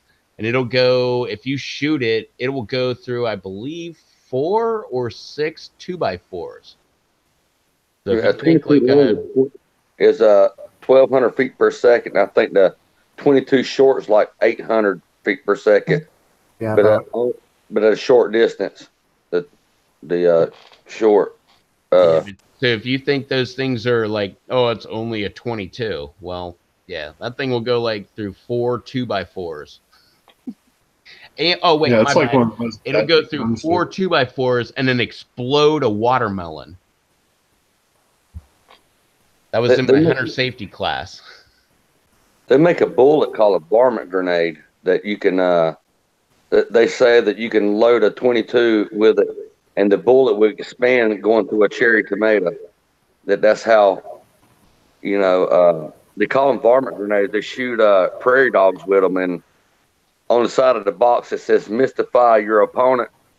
And the reason they have that slogan because when you shoot the prairie dog, usually you just see a red mist where the the bullet landed. If you hit the animal, but yeah, and there's some of the faster flying that actually that varmint grenade was a 22 bullet made for anti-personnel applications, and but I think the Geneva Convention type stuff, whatever it's called, they you know made it to where they couldn't use it in war, but people can buy it to get rid of varmints though. But that's one way to make a 22 long, pretty devastating. I haven't heard of that. Yeah, yeah, varmint grenade. Anyone see the video of the dude that gets revenge on package thieves with a glitter slinging plus fart spray emitting package? Nope, haven't seen that one. I haven't seen that either. And like Julian said, throw a link. That's why y'all got wrenches. You can throw links to stuff like that.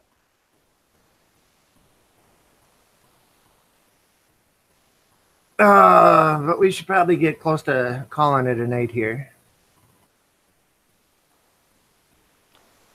Well, there's the link. There's the link.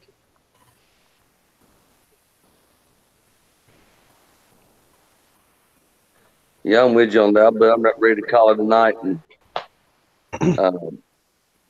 get up early in the morning. I got a couple things I need to get done with the chainsaw. I've been procrastinating. You still have that tree out there? No, I've gotten it all cut up, but my neighbor had some that blown down in his wooded area. So I've been cutting it up and trying to split it where I can move it, and because it's down in the woods a little bit, so I have to bring it back up. And I have all the stuff to cut it and split it. I just don't have other than me to get it back to the house. So I got a lot on the wood or a lot on the ground out there, a lot to get it splitted. So I don't have the same problem I did when this last ice storm come through. And I'm sitting here with no heat. I got a fireplace, but everything that I had outside was still outside. That we always get bad weather calls this time of the year, but only thing that ever happens is the stores run out of milk and bread. Didn't happen this way that time. Thanks, Weather Channel. Mm-hmm. Oh, I made our local news people mad. I put on there, I was joking. It was on Facebook, and I put on their AccuWeather radar sucks. And man, I got blasted by one of the main anchors. I screenshot it and everything. I felt proud that they noticed me. They're sure not getting the weather right, so at least they know who they were talking to. Oh man, I'm proud of where I live out here on the Outer Banks. Every time Jim Cantori comes here when there's a hurricane anywhere remotely close, none of the restaurants will feed them. They're like, no, get out of here, you weathermonger. Like, we're not going to feed you, man. Get the hell out of here. And he's got to go call Little Caesars or whatever the heck he does. But none of the actual good restaurants will actually give him any business. They're like, nope, we know what you're doing there, weathermonger. Get out of our restaurant. But yeah, I've enjoyed it, guys. Like I said, I got a little bit of a belly burn. It's kind of a cool burn, if you I don't know. But yeah, that was probably the I'm gonna call that number 3 hottest things I've done. capsation wise. Oh man, hang with us. We'll make it. That'll be nothing compared to what we can endure you through. Some of the things they've made me eat. Rob loves it. Yeah. Hey Julian, you said the CCI shot shells. Are you talking about the ones with like the little plastic ends that have like the BBs in there? They're like for like a pistol or something like that that turn them into like a shotgun. I've got some of those. Rat shot. Yeah, I thought they were pretty good. I've never They're good actually for about used 10 them, I don't feet. think. Hmm? I see those. I just looked up those varmint grenades, and I was looking on YouTube videos, and I see one of the prairie dogs. And, I mean, there's not much to here get focused. There's not much to be seen, but that's what happened. It's there and then it's not. It says mystify your opponents on the box. Now you know why. It turned them to the mist. Lord, man. That's pretty crazy. And I was looking at it doesn't it doesn't expand out like I was imagining like how a hollow point would, and I was like, well, how would it like keep together? But it literally the bullet just like explodes into like a bunch of little pieces. It's Is what it a does. carbon composite fiber encased with a light copper. So Yeah. It Turn kind of to the- reminds me of like the old school thing where you take like a 22 hollow point and you take a knife and cut the hollow point in half and then cut it in half the other way. So whenever you shoot, the actual bullet, like whenever it hits something, the four pieces expand and just blow outward. So like, they'd go up, down, right, left, and up, down, left, and right, but they would just blow things apart. And that's why it's illegal to do that. So you can't take a hollow point and cut it with a knife in half because it'll fragment. Oh, like Julian says, frangible rounds. Oh, yeah. So that's probably exactly what it is.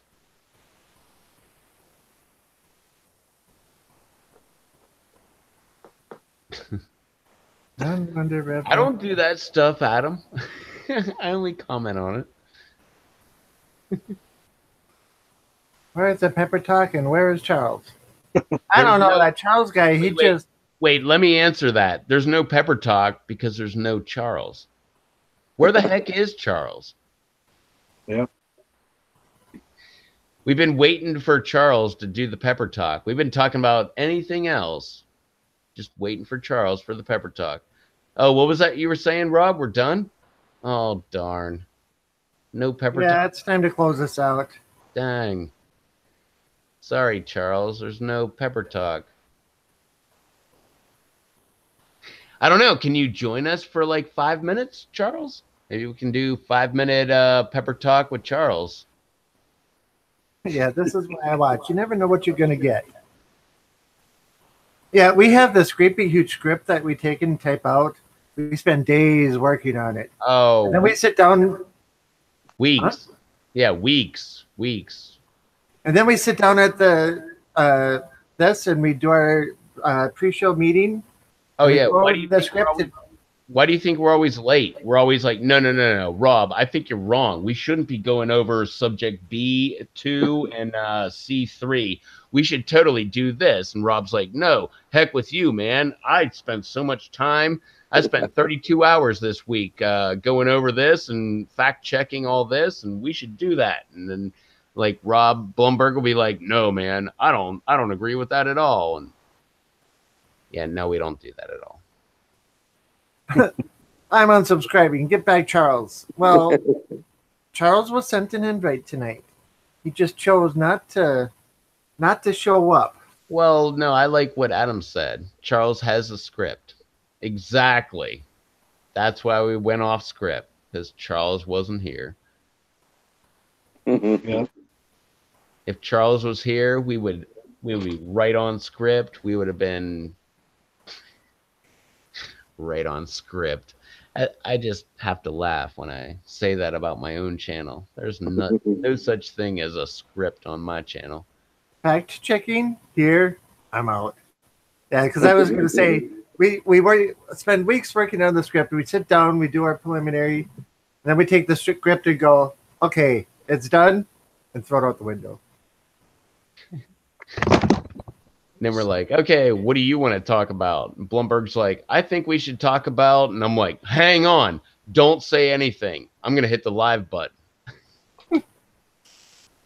Wait, don't hit the light. Oh, we're live. Hi, how you doing? Okay, yeah. What were you saying there? Oh, I'll talk to you about it afterwards. Okay, well, let's talk about something else. Yeah, that was an accident of this fine evening. But it wasn't me, so I'm going to be innocent and hold my head high. It's all my fault, man. As we know from every live stream I believe that I've ever been associated with, it's always my fault. Everyone check out Friday Dave edition. As in Grown at Home. No, Friday, this Friday. Apparently Dave will be coming on Friday. Awesome. Oh, okay. He better. Matter of fact. In the meantime, it's perfectly okay to still pray for Dave. Yeah. Well, I'm sure Dave's watching right now. So, Dave, you better come on Friday because you've ditched out on us for... There's been a bunch of times where he said, I can't make it. So I'm not going to say like, oh, my God, it's been like 32 times you've not been able to make it. But no, there's actually been like 3 or 4 times where Dave was actually supposed to be on, but he didn't. He had good excuses, by the way. But no, this Friday, he does not have a good excuse. So this Friday, Dave should be on. And if he doesn't, even if he doesn't, I don't care. We got to have a Pray for Dave campaign for this Friday. Absolutely. More importantly, this Friday than any other time. Adam says, how come Charles has the script and always steals my line? Bye. I don't think that Charles has stolen that. I think that's just kind of one of those things that are out there in the ether that, you know, a bunch of people do. But I started it. No, I'm pretty sure my grandma started that, but... I had never met your grandma, so she doesn't count. Yeah, well, she's kind of dead now, but... Oh, then she won't mind.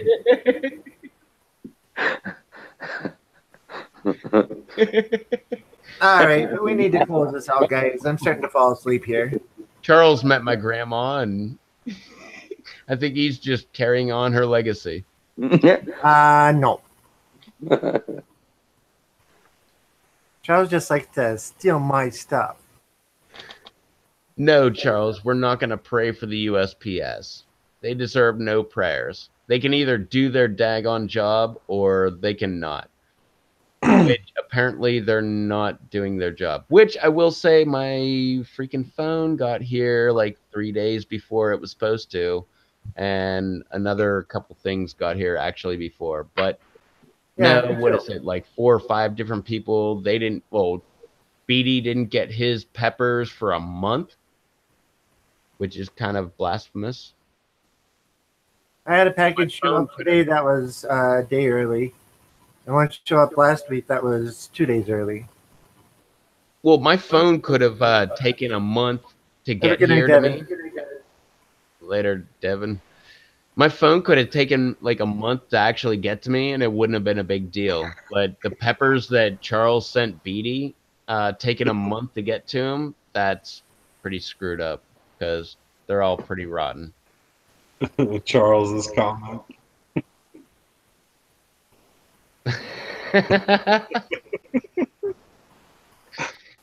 Dang, Charles is hitting it strong, man. What are you on break? Dang, just hit that live button, man. Come on, tell us how you really feel. All right. Let's close this out. All right, fellas, y'all have a good night. I enjoyed myself. Yeah, thanks for coming on. Anytime. Yeah, Well, thanks don't for just hanging out, log bud. off. You got to do your channel and stuff. Yeah, plug your channel. Tell everybody how they can find you. And don't forget, everybody, that like button is still down there. Let's see.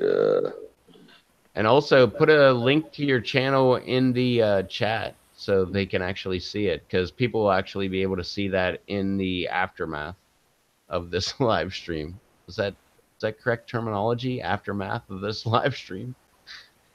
Yep. Charles says, it's my script, damn it. Well, we didn't get a copy of the script, so it doesn't count. Sorry. Go ahead.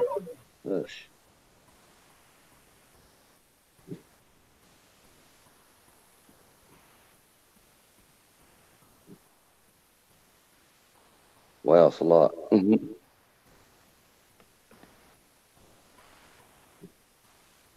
Just type in, well, you can type in the chat and people can click your name. But he doesn't have a wrench either. I go back to We Are Millions. They are billions, you putz. Where? So I messed it up, but it still worked. All right, fellas, I'm super tired. I'm ready to hit the hay. Y'all have a good night. All right. Have a good one. Thanks for hanging, Bounty. Yeah, I enjoyed myself. I really did. Yeah, Glad we you had a good enjoyed time. you trying to lava dust in a super hot pepper mix. I'll do it anytime. Hush, girl.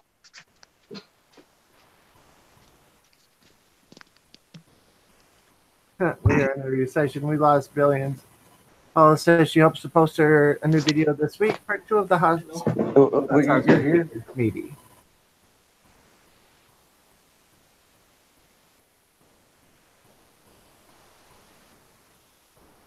As we all look and see if he's still broadcasting. Bounty? I think he is out. And it's still showing up on the bottom of the screen for me.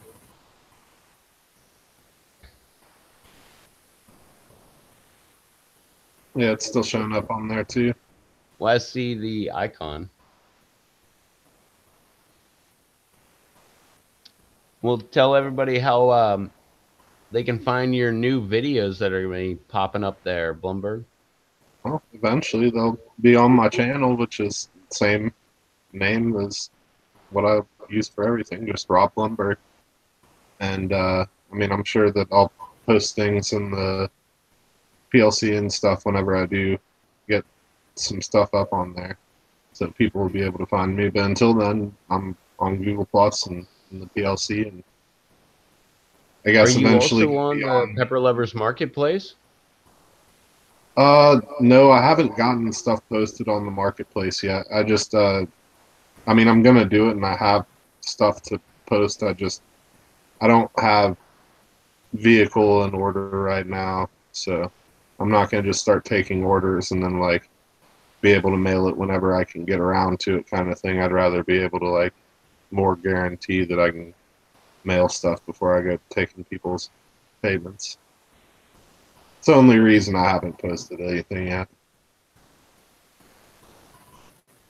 But shortly I will be. Coming soon. Blumberg's Marketplace on the Pepper Lovers Marketplace. Hashtag Rob's Thor's Hammer Review. You gotta see that, right? Yeah, 4 tablespoons. A whole shot of it. All right. Yeah, go for that. No, definitely not. But that could be interesting. Heck yeah, do that on somebody's live stream. Or do it on your own channel. Make that your first video. Could do that. But I got it right here. Charles says good luck. Yeah. Hashtag Rob's Thor's Hammer Review. All right. What about you, Rob Z? I heard you don't make videos at all. No, I don't do any videos at all. No, Especially I don't put heard you any. don't have multiple channels or anything like that. No, I don't. I don't put any pepper related and other things on my Rob Z channel. Yeah, Uh, nothing about gaming, nothing. no, nothing like that on the Yankees 50 channel. No, no, no. Yeah, so easy enough to find on both of them. But yeah, Rob Z ROBB space Z as in zebra, and you can find my main channel with most videos on it. And Yankees 50 is my gaming channel, and I've got I play Minecraft and they are billions, as Charles was incorrectly alluding to. Yeah, so go check them out. Too busy playing building blocks to be making videos. I make videos playing building blocks, I'll have you know. I put 2 videos up each week that are 3 hours plus long, and then one of They Are Billions that's usually about 6 hours long. So about 10 hours of video gets posted every week from the Yankees 50 channel. What's up, GSA Chill TV? Hitting us right here at the very end. Yes. Rob's doing his outro. But yeah, so you were talking about building blocks. Yeah, I play Minecraft. I admit it. In a bunch of different, or a few different forms.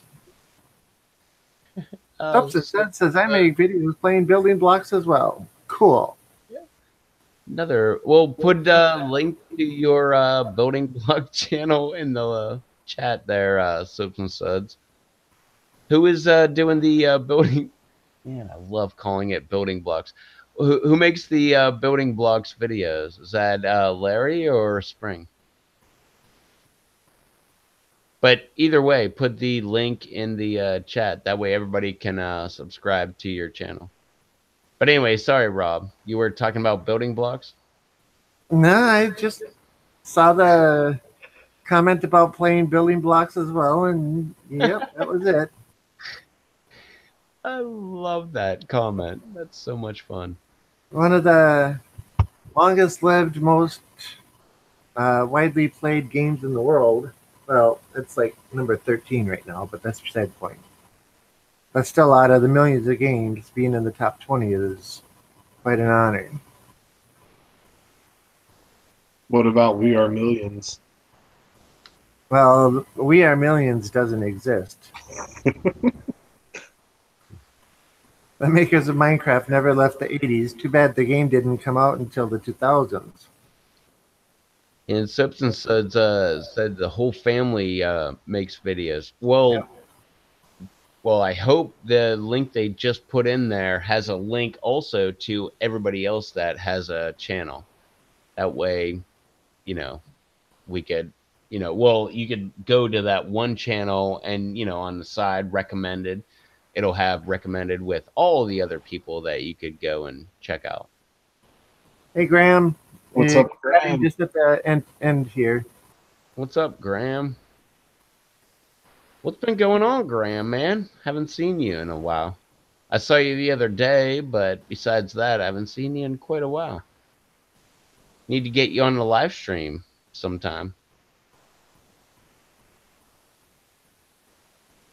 All right, let's get this closed up. Rev, your turn. Yeah, love you, Graham. No, if you're on this channel, you know what my channel is. It's Reptos TV. It's right down below. You can see that, yellow? I don't even remember what the freaking, what is the subscribe thing? Red. I don't know. It's down below. Red. Yellow? Red. Red? Whatever. Yeah, hit that subscribe thingy. And yeah, if you liked it, hit that thumbs up button. If you didn't, hit that thumbs down button. And the funny thing is, I really don't care if you hit that thumbs down thing, because that just means YouTube will not give you recommendations for things that I'm doing. Really doesn't do anything for me, because it gives me more publicity, because yeah, that's the way YouTube works. But yeah, that's it. Trying to think. Nope, that's it. Just doing live things over here. Yeah, Graham says he's been extremely busy. Me too, man.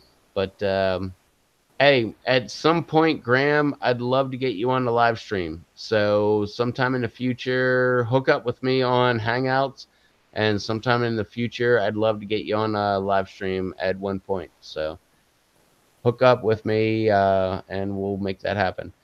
But exactly, Soap and Suds, thumbs down still counts as a thumbs up.